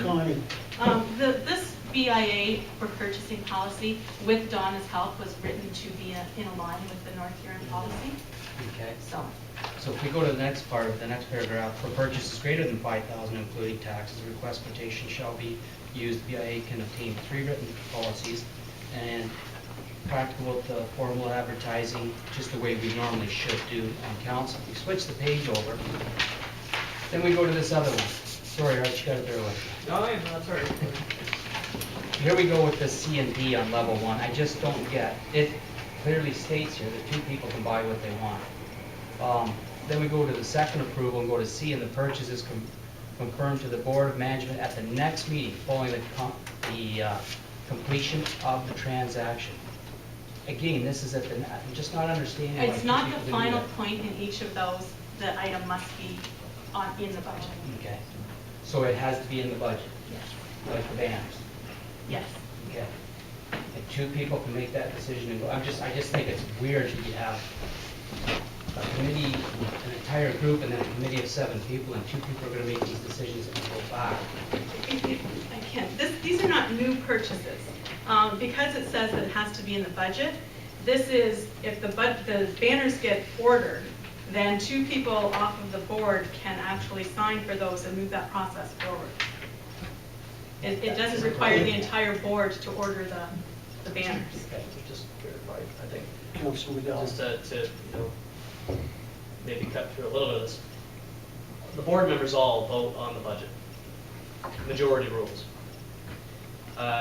Items that aren't in the budget, I think what Councillor Bailey is contemplating, what words in his mouth, is a situation where an unbudgeted amount would be looked at, and that's not the scenario.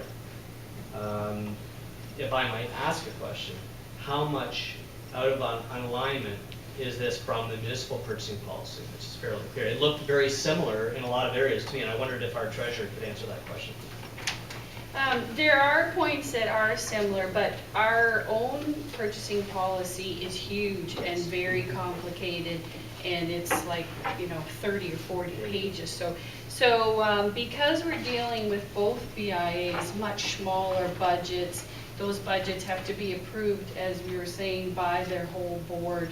and all of that. So, and of course, the dollar amounts in those budget are very much significantly less than what we are dealing with.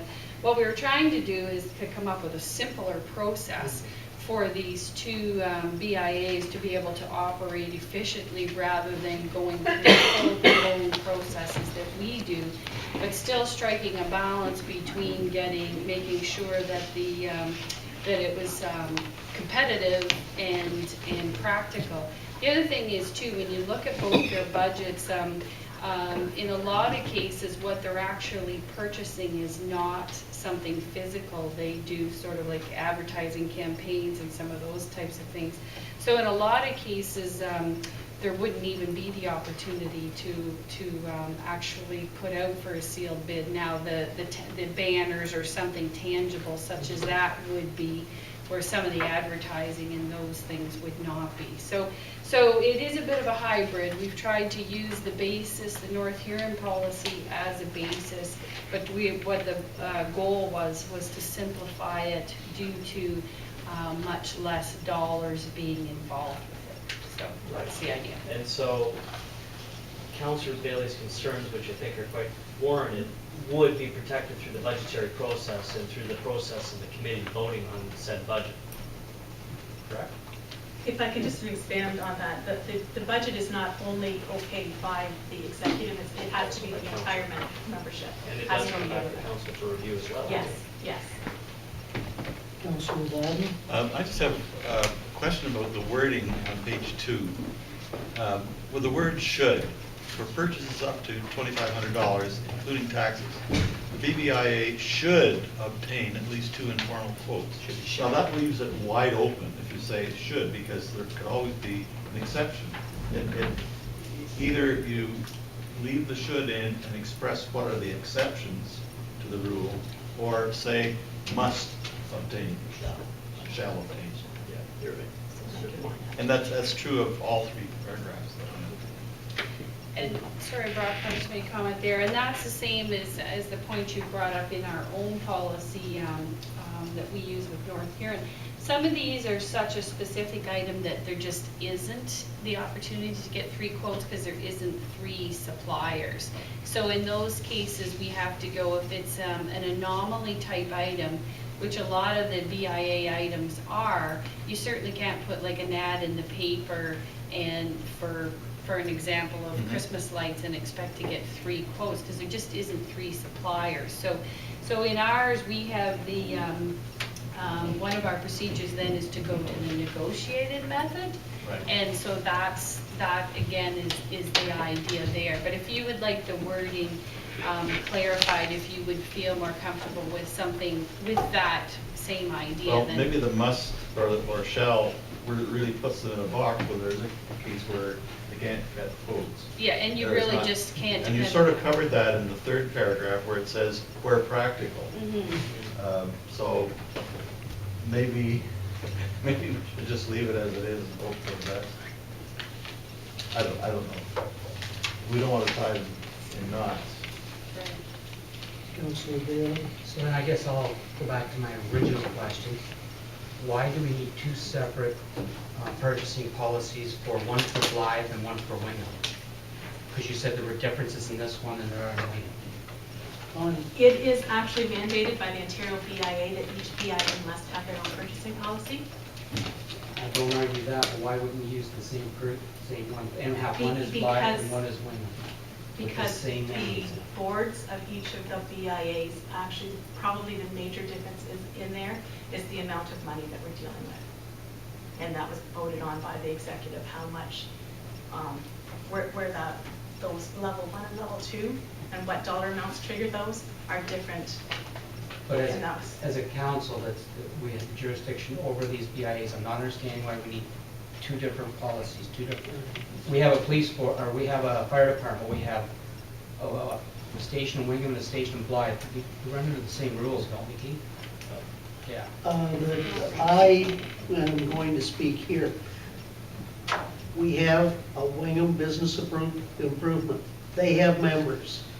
We have the Blythe Business Improvement. They have their members. They have the opportunity to pick what they want. That I don't believe, as long as they are acting within what they have here, and I believe both, what we've got from each of the BIAs is fully legal. But we have to respect the members of the Business Improvement Associations that have voted to go ahead with these. So that I don't want to micromanage the BIAs as long as they're acting in a fair and reasonable manner. I'll just finish up with one last statement. So I was just told that Donna and Connie did this black BIA, had nothing to do with the membership. We're passing. You just told me that you two did it? We did the draft up, but it had to go to the BIA for their approval. Why didn't you just do the draft the same way the Wingham one was done? Because Wingham has a $25,000 budget and Blythe is considerably less than that. And so that's the main difference is for Blythe, there would be no point in having $25,000 in it because their budget isn't even that much money. I think too, what we've said, and we've heard from the ratepayers too, of all three wards, is that in some areas, a one-size-fits-all policy works. And we clearly heard in Blythe, the last time we were down there listening to public input, that in some instances, it doesn't fit. And so it sounds to me like this was taking into account some of the nuances of each ward in the adoption or the drafting of the policy.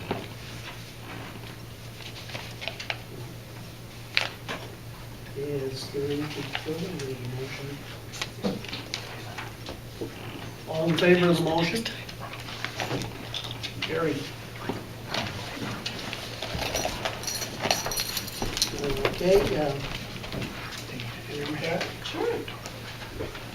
point 4, Crow Madness Motorcycle Rally and Charity Poker Run. An application for noise exemption to the Noise Control Bylaw 20, 2009 for activities August 16th to 18th, 2013 at the Blythe Community Center and Campground.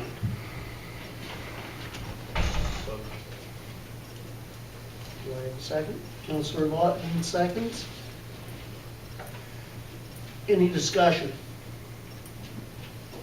All in favor? Carried. Moving to council information.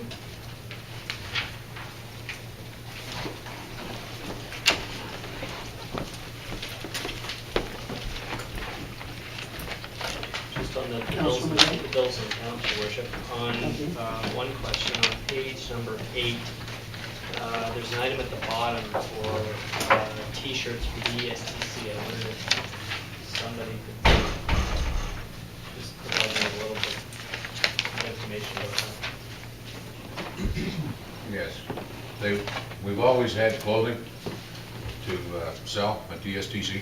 Oh, okay, so that's what I was. It's an out and back in, Okay. and make a little profit on it. Great, thank you. So they just, I think it's about 2 years since they bought some, so they just went out and bought some new stuff again. So that's what it's for. Councillor Bailey? Page 9, the very next line, we've got Miller photo top for $1,644 for township label pins. Just township label pins. Lapels. Oh, lapels, These. sorry. $1,600 worth? That's, oh, and we hand those out too, okay. They're Canadian made. Now, see, Neil, you made me happy. Councillor Blythe? I thought that Deputy Reach and I should report on the meeting with the landfill board last 2 weeks ago. Do you want to do that now or in council reports and inquiries? I'm sorry, I thought that's what we were going to, I'm sorry. We're still on. I'm very anxious to get this done. See that? Get council information. Oh, okay, sorry.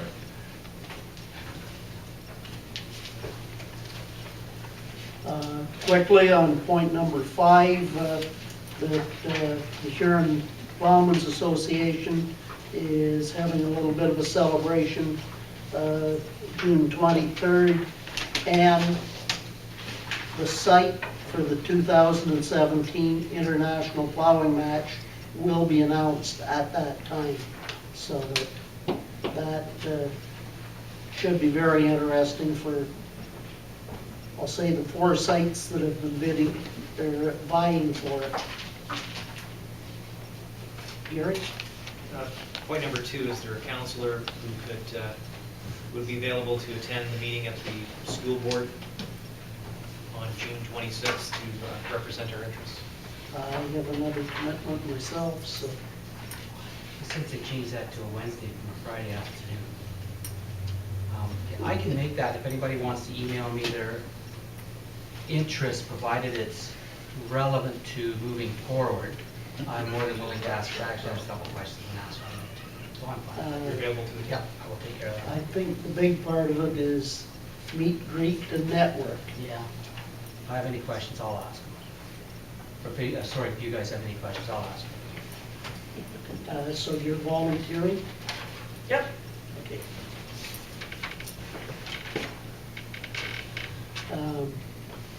And looking at the correspondence, if there isn't anything else, do we want to do a motion to receive, read, and file for council information and correspondence? So moved. Councillor McGowan, Councillor Campbell, all in favor?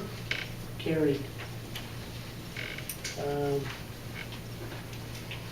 Moving to committee reports, Wingham PIA, is there anything extra to mention, Councillor Bailey? No, not really. We have a few projects we're moving forward with. Everything's going good. We would like to see a little better turnout. We do get a good response every once in a while. But it would be nice to see a few more, but I mean, everybody is busy with their businesses, so it's understandable. But no, not at this time.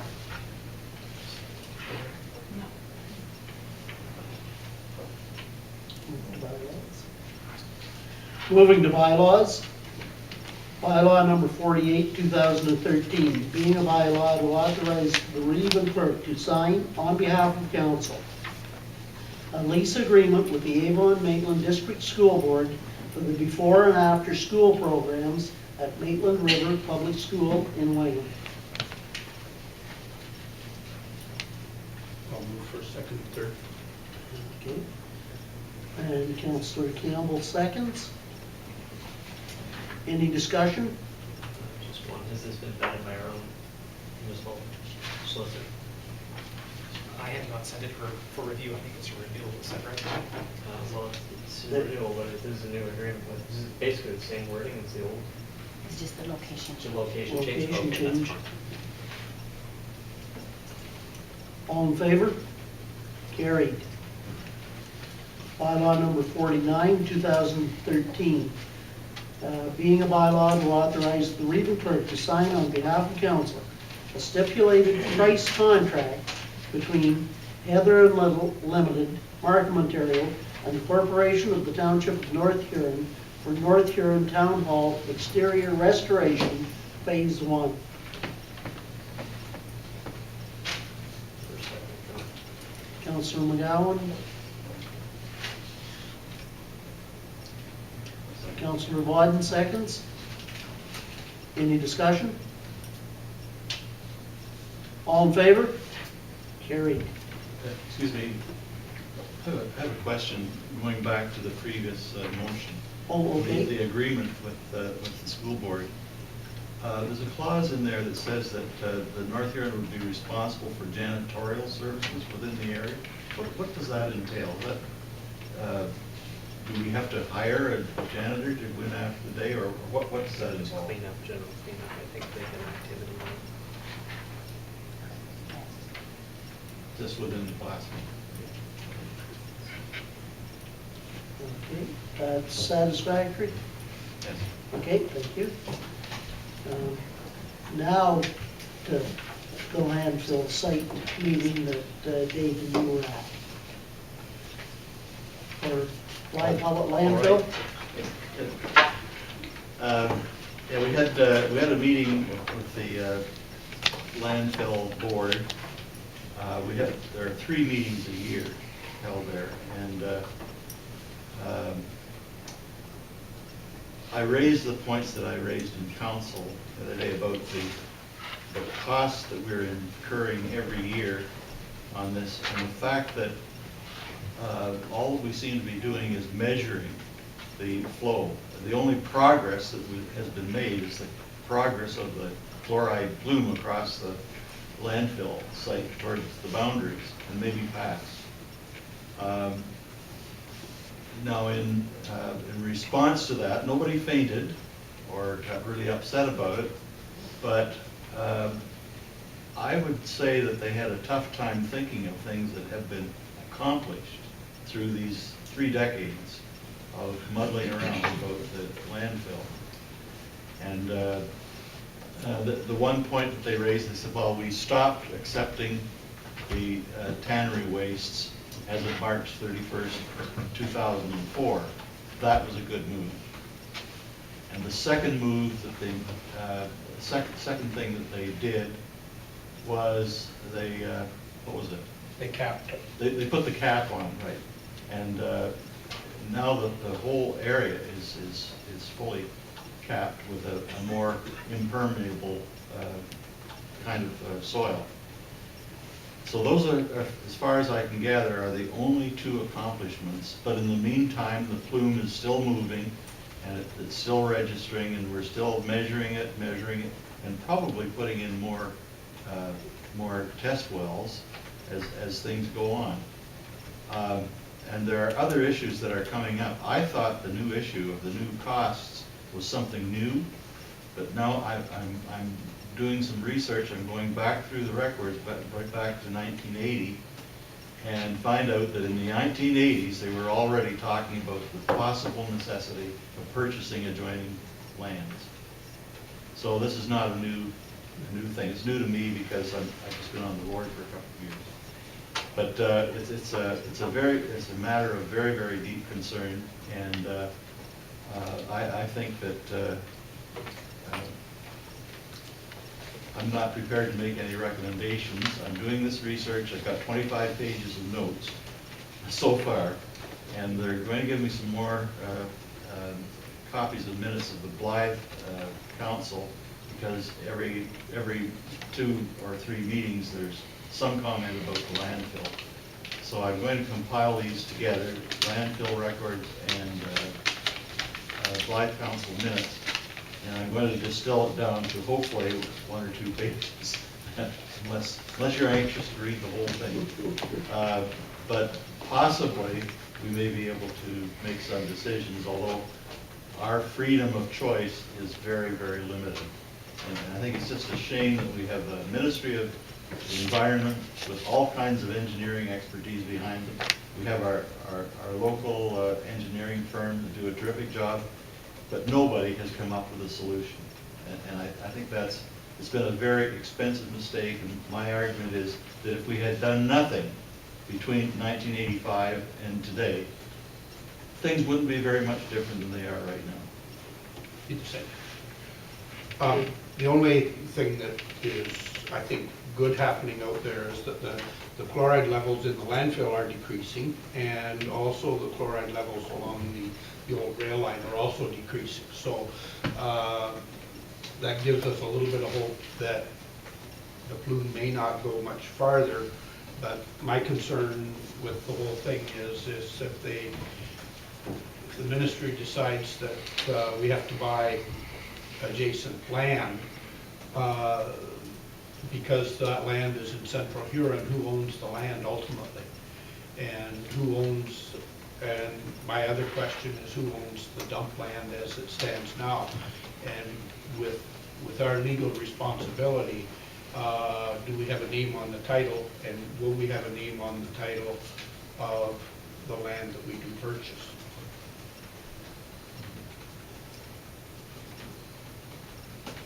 I was going to make one more point. I think I'll leave it for now. I think I'll wait till my report comes out.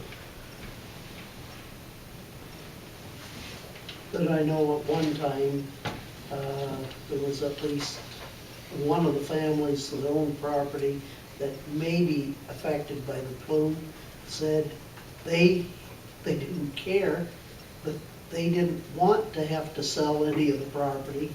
As long as things on top of the ground was good, that was all they were worried about. And that a very low level fluoride under someplace down in the ground wasn't a concern for them, so that. But the groundwater is affected too. And if somebody's thinking of buying that piece of land to build a house, they'll have to put a well in, and that becomes an issue. A well, or they would have to have water supplied. Yeah. Also on that though, the engineers have drilled wells along the roadway, and where the plume is supposedly eventually going to get. The plume hasn't reached that far, but the chlorine levels along the roadway are higher than they are in the plume along the railroad because of the road salt. No, I think it's a little worse than that. The other thing that I was going to point out, and forgot, there are portions in the notes where we have directions from the ministry saying you must stop accepting those hides. And then a little later it says you have no choice, you have to accept the hides. And then later on, no, you can't, you've got to stop. It's a terribly confusing picture. And yet their word is the law. Yes. And that was the unfortunate part where we kept getting switched from Owen Sound to Sarnia back in the 80s for supervision. And you'd have one person and you'd build up a rapport as to what was the best way of doing it, and all of a sudden we'd have somebody from a different office. Anyway, it's not the end of the story yet. Yeah. Okay, thank you. Other points in councillor issues or comments? Yeah, I have one. Presently, there is a house in Auburn that is up for sale that supplies water to 3 other homes and a business. If the house is purchased and the person does not want to supply water, we're not sure whether you can drill a well in Auburn, because we can't drill a well in Blythe, we can't drill a well in Belgrade, and you can't drill a well in Wingham because of MOE. So what happens to these 3 places that are presently giving water? There's no contract to say what's going on. Is there any, like this Central Huron, have a water system on their side or not? There's one on Central Huron side. So the question that has came to me is, does the township have to provide water to these other 2 houses and this business if they can't drill a well, if the new owner does not want to sell water? I think they're just trying to cover themselves so that if something happens, what are they going to do for water? You can't run a place of business, you can't run a home without water. Central Huron is probably 3 blocks away for their water system. It's at the community centers where it is. But it's probably something we should be thinking about, because I know there has been an offer one thing ourselves. that we direct our CAO to find out from our engineers as to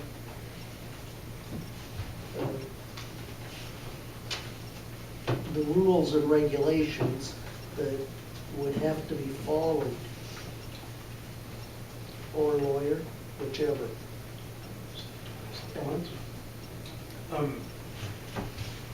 I assume Auburn is a portion of East Wabash?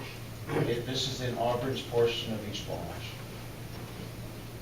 Because I think for Blythe, Wingham, like you're going to build up urban areas that have communal water supplies. That is where we should have a bylaw that prohibits new wells being drilled. But it's still kind of, I wonder if it's still sort of an agricultural area that doesn't really Yeah, have. but some of these places too, All only the have a septic pla- tank, and the septic tanks and the wells have to be so far apart, so you're limited to what you can do with drilling a well. In some of these areas, there's actually houses in Auburn that do not have a septic system, all they have is a holding tank.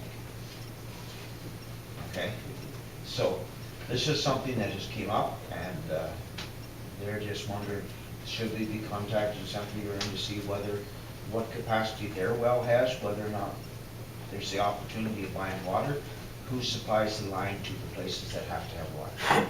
All the places that you have mentioned, there was municipal water.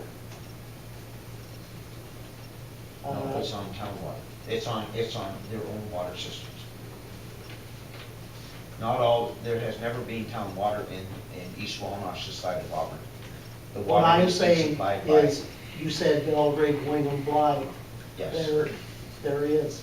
There is water there. And that originally Belgrave had a water system in the East Wawanach side, and then Morris put it in, Yes, and that's right. things were amalgamated. But as of right now, we don't supply Water in Auburn, that's correct. water in Auburn, and I think that would be something that we have to go to the professionals to get an interpretation as to whether we would be forced to or not. I think we should be contacting Central Huron to see whether they have capacity to take anybody else on. I would rather see the obligation that we would be under before we move into any more municipal water systems. Your Worship, before we get into the whole, contacting Central Huron, why do we just not get, the clerk? Check it the municipal out. act, talk with the municipal solicitor, see what our obligations are and go from there. Yes.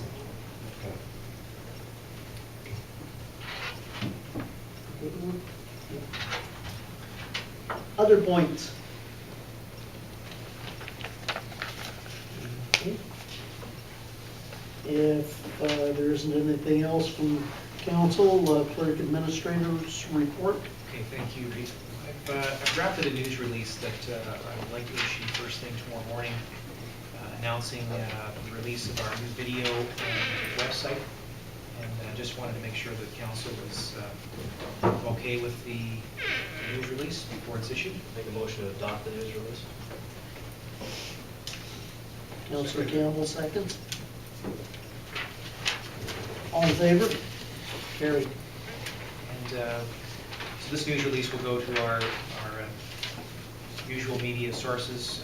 We're also going to be promoting our new website and video with other key stakeholder groups throughout North Huron and beyond our borders as a way to promote these two branding initiatives.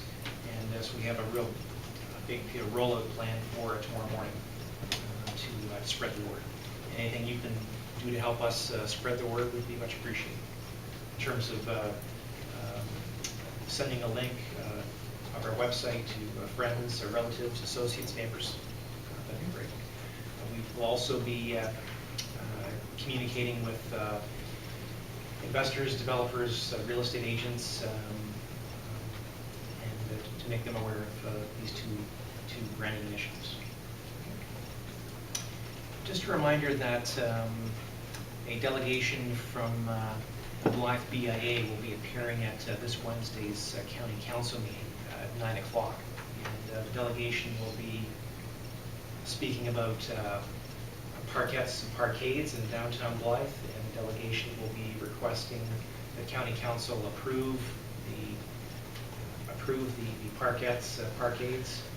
I believe there's 4 or 5 appearing from or attending from the Blythe BIA, and I've heard from Deputy Reed Reach, Councillor Vauden, and Councillor Daly that they'll be attending. Any other councillors planning to attend County Council this Wednesday at 9?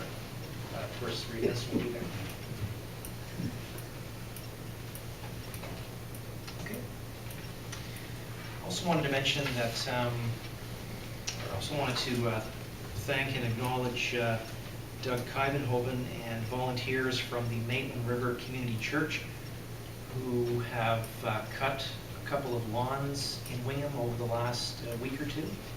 So just wanted to extend our thanks to Maitland River Community Church, in particular Doug Kuyvenhoven, who coordinated this, and some volunteers.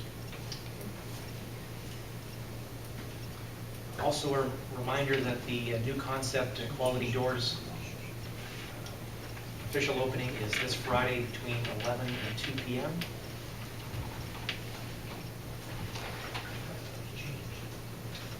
It's this Friday, June 21st. It was the end of May. It was rescheduled.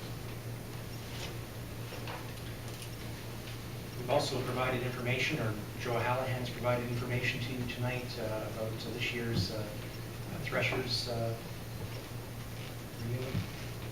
Thank you. Thanks, Joe. Also wanted to mention that Deb Scholdice is, for the Blythe Festival, is making available 4 tickets to North Huron elected officials for opening night. We would let you know if you're interested in attending opening night, which is next Friday.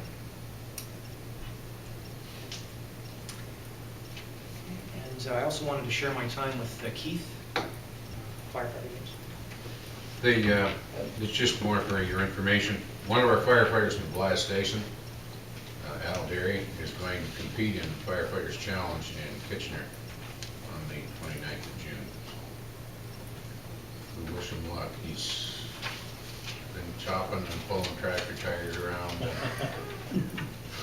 I wondered why there was this tree was cut apart down at the STC, and that's what he's been doing in practice. He goes out and he chops, because there's one part of it where he has to chop through something and run, and so he's been working on it all winter. And has he checked with the county about I don't know where he got the tree, and I'm not asking. It's it's a 50 and over challenge, so he's been. He actually does 1-arm push-ups. He works for Houston's, and while the truck's unloaded, he's outside the truck doing 1-arm push-ups. He really doesn't need our wellness program. I'll keep you posted on how he does. I'll give him our best wishes and luck. Yeah. I'll do that. That's all I have. Okay, thank you. Thanks, Gary. I had one item for in camera, particularly labor relations or employee negotiations, fire chief recruitment process. That's it. Thank you. Moving to public gallery questions or comments. Denny. Just one quick question. Where's Maitland River Public School?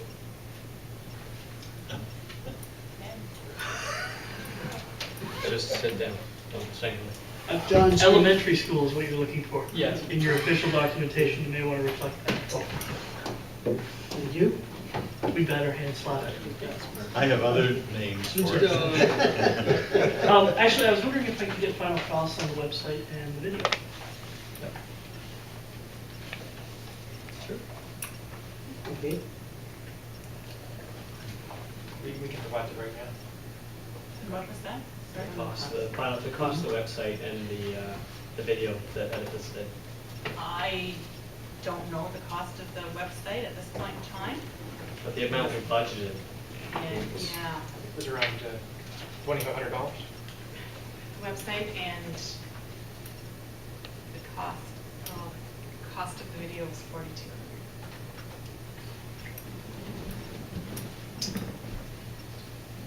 Okay. Anything else? Shouldn't we be wearing a different hat? I'm not bullying, I just want to know. Like Boston or? 20 years. Okay, all right. I'm never going to fix that, am I? You are diehard. I live in a Boston house. Ooh, that's rough. Obviously, it's on you guys are done. Motion to go in camera. Councilor Barton, McGowan, all in favor?